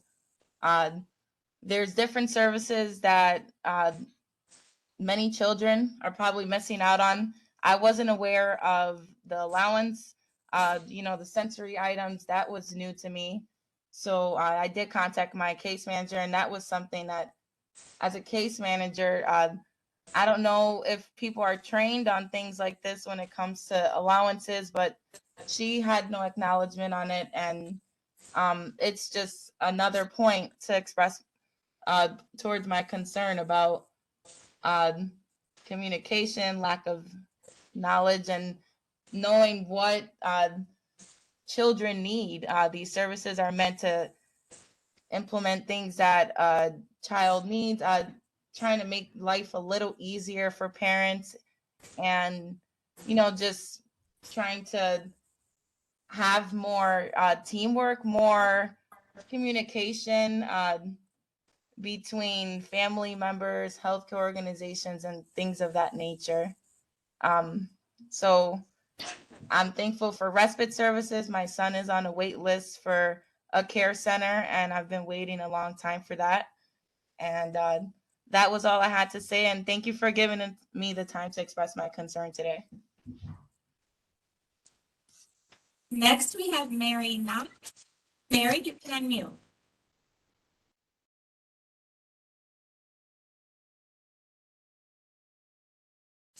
With the IAC, and I appreciate you giving me 2 minutes to share feedback on behalf of the membership. Family support services were developed to be a lifeline to help families keep their loved one with a developmental disability safe and living at home. For many families, family support services may be the only service needed to meet the needs of their loved one and keep the family intact. Unfortunately, recent changes in the family reimbursement process have inadvertently proven to undermine this objective and the true spirit in which family support services were designed. New clinical documentation requirements to substantiate the need for basic items such as clothing or a mattress places further burdens on families. Many families do not have the means to schedule additional appointments just to obtain a note from their child's doctor to memorialize that due to the child's developmental disability, basic non-luxury items are needed. Individuals who reside at home with their families often do not have a behavior support plan in place, but rather routines that have been developed to keep the individual safe and the family unit harmonious. It is unclear as to why this additional documentation is required when through OPWDD's eligibility process, specifically completion of a DDP2, submission of a life plan, and a psychological evaluation. A snapshot of the individual's clinical needs have already been submitted and deemed appropriate for these very services. Providers would ask OPWDD to reconsider the need for this additional step in the process and approve reimbursement for essential items simply because they are essential to keeping the family intact. For many families, accessing camp or respite services is the only self-care break they get from the demands of caring for a loved one with a developmental disability. Recent changes to how family reimbursement funds are distributed to assist families in paying for out-of-pocket expenses for camp or respite will ultimately result in families not being able to afford these services. While it is agreed that all possible options for payment should be exhausted before families look to a limited pot of FSS monies, providers would ask that OPWDD reconsider assisting families in true financial need with out-of-pocket expenses for camp by individually evaluating the financial resources of the family rather than making a general rule that family support monies cannot be used for this. This will allow those truly in financial need the opportunity to go to camp or receive much needed respite services. In addition, the impact that these changes have not only had on individuals and their families, but providers who support them. There has been providers who have family reimbursement contracts have been negatively impacted by the changes set forth in the 2022 02R ADM. Providers have had to deny many applications for family support reimbursement. Providers are now forced to be the messengers of this bad news of changes resulting in the denial of application. This creates tremendous conflict between providers and families, especially when basic items that have historically been reimbursed through family support dollars are now being denied.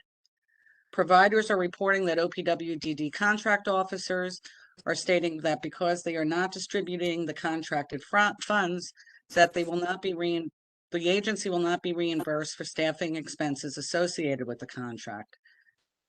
Regardless of the family reimbursement application, providers have invested tremendous time and resources into soliciting applications, working with care managers, working with OPW. Agencies can't be expected to spend thousands in unreimbursed dollars trying to support families in need of family reimbursement monies. An agency's inability to disperse contract funds because of denials related to the new requirements outlined in the ADM should not financially be held against the provider. The loss of monies to support the time and resources agencies are assigning to family reimbursement will disincentivize providers from doing this much needed work with individuals and their families. Understanding that there needs to be checks and balances in place to ensure families in need receive the support that FSS was originally designed to provide, we would ask OPWDD to develop another work group of stakeholders, inclusive of families, providers, and CCOs, to review the current ADM in an effort to design policies and procedures that promote efficiencies while truly supporting the individuals, their families, and the providers who are trying to assist them. I'd like to thank you again for your time and consideration, and I appreciate your listening. Jackie Tripodi, you can unmute.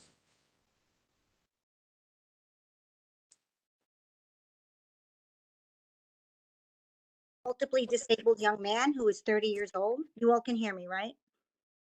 Yes, we can. Okay. So in the past, I have had the opportunity to utilize family support services, which helped me with my son. That being said, I am now the Associate Program Director at the New York State Institute on Disability, a provider that provides family reimbursement services to families. And here are a few things. The first thing I want to bring up is the 507 plan. It says family support services. The word reimbursement is missing from that paragraph somewhere. Maybe we want to throw that back in. Just throwing it out there. The other piece I have, as far as families being disgruntled, I did have the wonderful opportunity to be spoken to very harshly yesterday by a father who said that he was insulted that he had to go back to his doctor to humble himself and rehash that his son has a disability and that he might as well just give it up because it's not worth the aggravation. This is something that, as a provider, we've been dealing with. Clinicians are giving pushback to families, saying, one, and I have it in an email, the physician said that this must be illegal, because they don't have any kind of an official form saying that this information is necessary. I'm sounding a little assertive because the frustration that we feel through the families is very real. The other piece we have is the lack of clarification on the application process. I know you talked about that. Hopefully that will be resolved when you guys rework that. The self-direction budget needs to include the family support provider. Some families don't know that. They send applications in and they have a different agency. They send it to another agency. There needs to be clarification that not only does the life plan need to have a family support service, you need to include who that provider is going to be. If we get an application and it says somebody else's agency, this is not something we can do. We've now added to the stress of the family. The CDPAP, that I know Kathy Nowak brought that up earlier today. I didn't hear any kind of resolution or how that's going to go forward. That definitely needs to be addressed. Because if you do have your single parent family that is trying to make ends meet and trying to keep that loved one at home, this really needs to be thought out again. Eligibility for the specific programs such as the reimbursement and this type of thing needs to be very clear as far as the life plan. I went to the bottom of my notes. The family support section has the agency. Also, the justification needs to be included in the life plan. So we have it in the justification is in the life plan. We have a clinical justification, and we're going back and forth, and families don't realize that this is all the information. I am going to also touch on what Mr. Hobson mentioned as far as this new tracker. They talked about new pieces going in that's going to have to be submitted and how it's going. I want to know how it's going to connect to the application, because if you're asking a family, now we need to ask this information of the family. How is this clothing reimbursement keeping your family unified? Families are going to have to come back with that information. We're adding more stress to the families. Also, in the past, we were under the impression that we were not allowed to pay for fees, for like soccer fees and things like that. A soccer class is one thing, a fee is something else. I don't mean to split hairs, but should we get audited, we want to make sure that we're adhering to what needs to be done. CCOs need to have continuous training. We are still getting applications on the old applications where, my agency application, I just got it yesterday. And the families, they don't want to waste their time in applying if they're hitting a brick wall. The justification is real, but the clinical piece of it is very difficult to obtain. And like somebody mentioned earlier, this has been part of their eligibility to begin with. So we want to make sure that we are helping the families. Family support services are in place so that we could assist families, and they have enough hurdles. Please, let's not give them any more hurdles. Let's work through this. You need to have continuity, you need to have training, and you need to make sure that this information gets out to families. We're pulling our hair out trying to help families, and families are really very disgruntled, very angry, And we really want to make sure that we give them less stress. It's stressful enough. And I can tell you from personal experience, my son wore diapers up until last year. He is going to be 30 years old. This is not something a 30-year-old man wants to wear. It's not something a 17-year-old young person wants to wear. If they need them, they need them, but they need to be appropriate. They need to be something that is going to work. And as somebody else said earlier, they don't. So we need to be able to find ways to help these families. I do appreciate the time and the effort that everybody puts forward. And I do hope that if you're going to have some type of group, that you definitely include us, as we are very vested in helping our families. Thank you. Next, we have Tracy Cavalier. Tracy, you can unmute.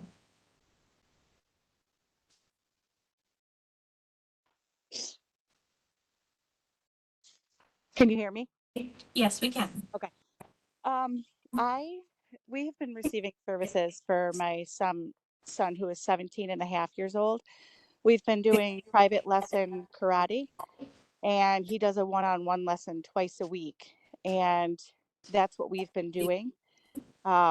We got the recent denial because they said we had a waiver, but the waiver that we have is because he has Medicaid and it doesn't go by our income, it goes by his disability. And it just is really, I mean, we've paid for this whole quarter, but it puts us in a little bit of a pickle with everything, prices going up and everything. And we just don't want him to quit. He's currently in a wheelchair and he wears KAFOs to walk. And his KAFOs broke in the spring. So we had to get new ones made. And he does karate lessons from his knees. So he's 2 belts away from his black belt.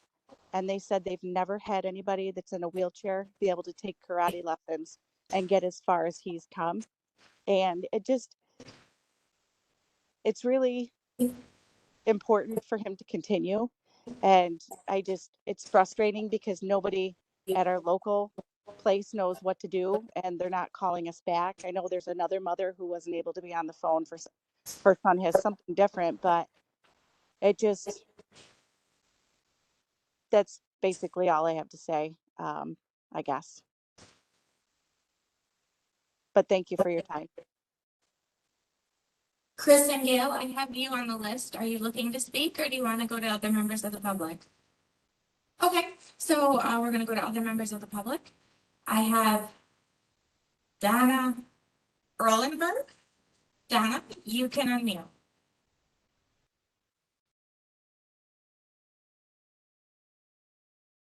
Hear me? Yes, we can. Okay, hi, I'm a parent, I'm a support broker, and I have my own not-for-profit. And I really, to hear these stories that we meet is just so upsetting because people who would normally get clothing can't even have clothing, and they're being told, oh, if you have self-direction, well, you don't get clothing under 18 years of age. And the change that is so dramatic. I have spoken to FS providers. They have had every one of their requests rejected. Not one has been approved. And not that I discount giving people bonuses, but there are bonuses everywhere. Then you've decided, I would like to know who made that decision to make a change that dramatic for families. Families are upset that they're at their care manager, that now we're told, well, if you want clothing, you have to write in your life plan that you have incontinence and you rip your clothes. So that was never said before. There has not been a time period to change into this. And FSS was the first order to go to before self-direction. And now overnight, it's self-direction. So I hearing these stories, I beg OPWDD to actually hear every one of these stories that for most people would break you, to see the many people that are in desperate need to help. So that's all I have to say, but it's been so upsetting to watch and try to help families that they normally get these things and now they have nothing. And the poor woman who laid out money and now they won't be reimbursed, or the kid who's taking karate. So what are you supposed to tell them? Go to self-direction, you'll be able to pay for it. It's not fair. There should be, you have to go back to the way it was and make a change slowly. And I'm sorry, that's all I have to say. I do thank you for the presentation. I've learned a lot. I think care managers have no idea what services. We've been so much of a change with care management that there should be more training so they actually know, if possible, if anyone can get a reimbursement for family support services. Thank you. Jeffrey Mars, you're next. Jeffrey, you can unmute. I have a son with a major disability. He's 18 years old. He has Angelman syndrome, and he does still wear diapers overnight. And we've been able to secure diapers from another company for the last 3 years.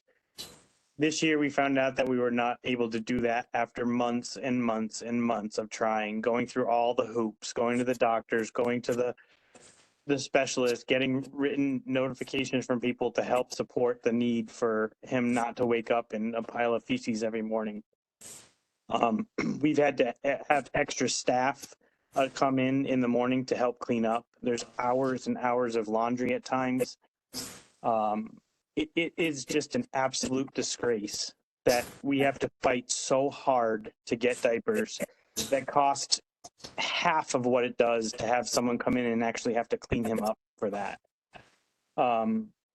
It is just, every day is a struggle, and it forces you to push and push and push to do something. And I don't know how you work a job and go through all of the hoops that we have to as parents.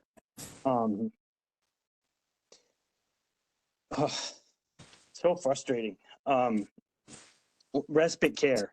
It takes so long to get someone hired through the agencies that we rely on our respite care. And then we have to go through hoops to get reimbursed for the money that we put out of our pockets. And then it's, oh, I can't reimburse you because of this, or this date's incorrect, or this is wrong. And it takes an hour to input the stuff into the computer, which we don't have. A lot of times I'm working late at night to be able to recover the time that I lost during the day for the doctor's appointments and the things that we have to do to get the requirements that the state requires to be able to fund things that they're not funding now. It is just, it's a disgrace. It's tiring. I don't know how families do this when they're living on scraps. It's very, very overwhelming at times. We've heard that every single item that's been pushed through to FSS has been denied. There hasn't been one approved application for it in our area. People with wheelchairs, with diapers, with clothes, with anything that gets pushed through, they say that it has to be in our plan. Well, my stuff is in the plan. It has been in the plan, and it was still denied. So I guess that's where we are, is just things are getting denied, and we have to make a change. Thank you. Next, we have Anne. Anne, you're unmuted. Hear me now? Can you hear me now? Yes, we can, but if great. you're kind of faint, if you could speak a little louder. Okay, thank you. I'm a mom. I have far less experience than the previous speakers. We have this notion of being approved for self-direction. I came on and attended the meeting to speak about the experience because it's been very confusing and disheartening. In 2019, I first contacted the local OPWDD office, and I was helped by someone who was covering for someone else on leave. They were very kind, and they sent me eligibility requirements, but no one said I had to get a care organization. So I get a care. It wasn't until I submitted his paperwork to the wrong place that someone said, no, you got to get an agency. So I get an agency. Keep going. In 2021, in May, okay, in March, we were approved for self-direction. In May, the financial intermediary did the training, okay, and then I'll just speed up. His corrected budget was just submitted today. It's 2022, late in the year. It's been taking so long, partly because of a broker that really dropped the ball and was saying that things have been submitted that hadn't been. But I find it, and my son is still young enough to believe in the tooth fairy. Anyhow, I was excited that we might be able to get him more camp. You have to sign up pretty far in advance, months in advance. And we thought maybe this past summer, self-direction might come through, but we knew it might not, and it kept not. So my care manager is like, oh, you could ask Catholic Charities. They have a fund. So I submitted the form. I submitted in the first week of July. Oh, I had to redo the whole application because there was a new form on June 20th. All right, I'll do that. And what I'm eligible for, reimbursement is a small fraction of what self-direction would offer, but I'm like submitting it and with the camp certificate and the receipts and everything. And I redid the whole application on the new form and was reimbursed for several weeks of camp. And then I thought, okay, I'll apply at the end of the summer. And I did that and used the new form and new certificate, everything. And Catholic Charities had to send me an email saying like, we're so sorry, but we've been told we can't write this check for you because you're in line to someday get self-direction. And then it got kicked upstairs and I got some more questions. And I'm thankful, like we're fortunate. We're not about to be out on the street or anything. I'm very thankful, but I want to say, when I adopted my son, I swore an oath that I would always take care of him and never abandon him. And it was so appalling to say, okay, gee, there's all these forms you filled out. He was approved for self-direction. All his needs, like his qualifications, were established before March of 2021. And now I get questions like, oh, is this camp the one thing that stands between you and this child not being able to live with you anymore?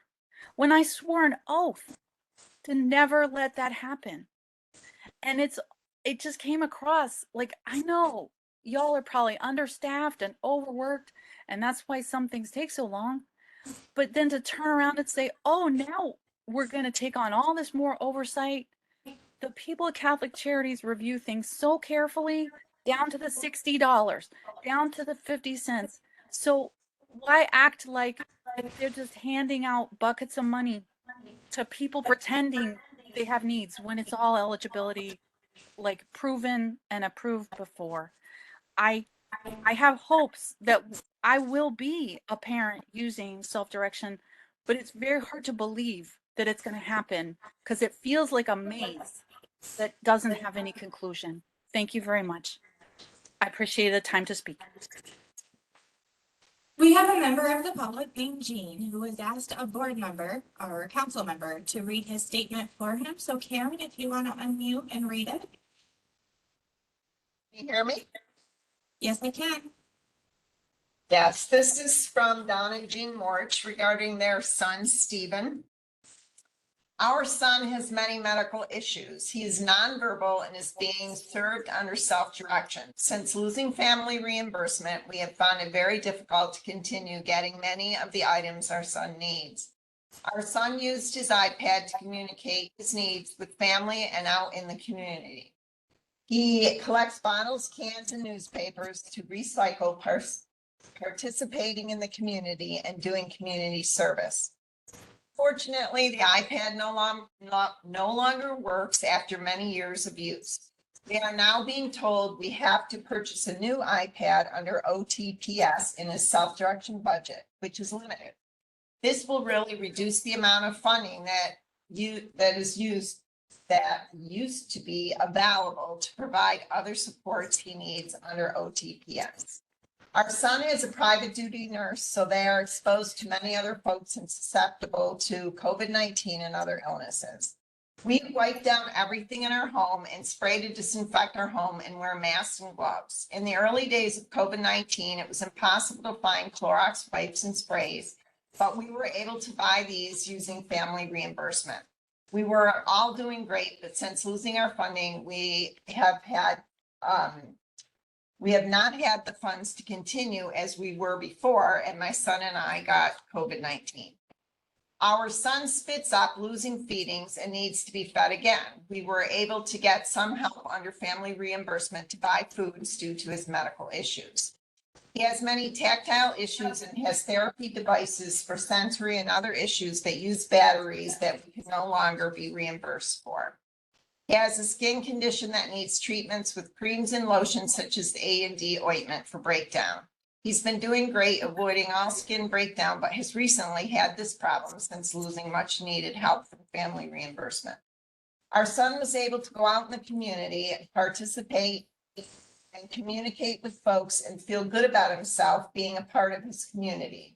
Our son was able to dress himself using pull-ups, but these are not covered in the self-direction plan and they are no longer covered by family reimbursement. My son has regressed. He can no longer self-dress and the poor quality briefs that he uses now leak. He has been out in the community and has had mishaps when the Medicaid briefs failed and leaked. This is very embarrassing and should not happen to anyone. It's a shame they took away family reimbursement from folks with so many disabilities. Families were not asked or even given a voice to explain how devastating this would be for losing family reimbursement. We are encouraged to keep our loved ones home where they can grow and be part of the community. But they took away much needed funding for families to do just that. It's devastating to see our son regress so much when he was doing so well and fitting in and being part of the community he lives in with his family. That was from the Morsch family. And then I have some additional comments from providers in my district. These are some general statements that they have regarding the new ADM. Number one is the lengthy justification process and justifications being written by parents that are not sure exactly how to write a successful justification, and or families being unable to find an adequate outside source for justification documentation. For example, schools do not believe it's their responsibility to write justifications and are hesitant to do so, especially when trying to get services that are outside of the school. Family physicians that are extremely annoyed at the repeated requests for clarifications on justification letters. That's number one, and that's a reoccurring theme here. OPWDD, thank you for listening. I've heard that several times. Family members of people with disabilities do not have time or energy or the know-how or the knowledge to continue to have to write their own justifications. They cannot rely on care managers because care managers have way too much to do. Care managers have a huge turnover. Care managers don't know these people. I'm sure that you understand that. So if there's one thing, huge thing that you take away from today in these public comments, it's the frustration over this justification issue, which if you talk to any of these providers and agencies trying to provide these services, they are frustrated beyond belief with this justification process. Secondly, frustration for families over the fact that they're being asked. I'm sorry, I don't mean to interrupt you, but we're going to lose our closed captioner right at 4 o'clock. So I don't want you to make comments and then people not be able to access them. Okay, let me finish up just quickly. Frustration for families over the fact that they're being asked to find services paid for by Medicaid, when in our area, there are very few providers in these rural areas that even service Medicaid people. Now, maybe that's different in the cities, but that is a reoccurring theme in these rural areas. You want them to use Medicaid provided services, and there are no services provided from Medicaid. Third, no longer being able to utilize respite workers under the age of 18. And lastly, the result of this new ADM, intended or not, is that it does not allow the agencies and their committees to take into account the individuals and their families' unique needs where it pertains to the care of their loved ones. Services are not available equally across New York State, and the new ADM is causing undue hardships for these families. So that's what I have to say. I absolutely agree with everything listed there. So, thank you, and we have about 2 more minutes, but we also have several people who have been waiting to speak. And since we cannot conduct the meeting without an interpreter for accessibility issues, I'm hoping that perhaps, we can ask, Josie, I know if you might share your email address, for those who, I think we'll have time for one more public comment. So those who have not had an opportunity to comment would be able to provide written comments, and then also we could, if that's not available for some reason, we could invite you to comment in the next. But I would extend the meeting a few minutes, but I just absolutely cannot conduct an open meeting without interpretation services for the purposes of accessibility. So we're gonna have to do one more public comment and then ask those who haven't been able to comment to please provide a written comment via email, and get to the same folks at OPWD, I promise you, and apologies. I've put my email in the chat, and we have Heather.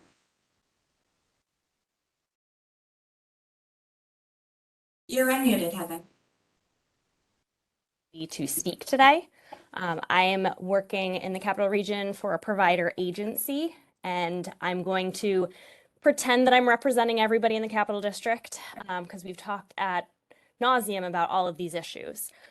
To the parents in this meeting, I want all of you to know that as providers, we are fighting diligently to get these changes made at the state level. We desperately want to reimburse you. We know you deserve it.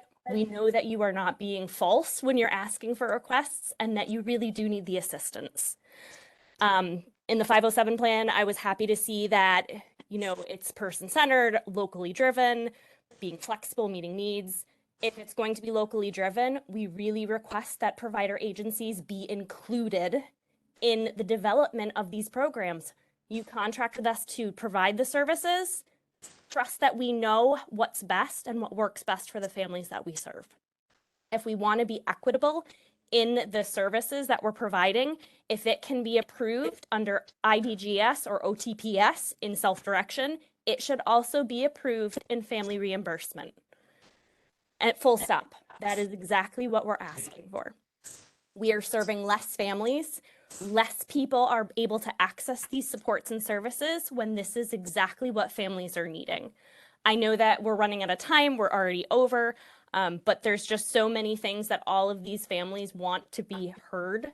And as provider agencies, we are the ones that are getting all of that information, because we are the ones giving the bad news that things are being denied. So please include us in all of the development of the programs and supports that we are providing to families. Thank you so much. So with that comment, I'd like to call to close the FSS fourth quarter meeting.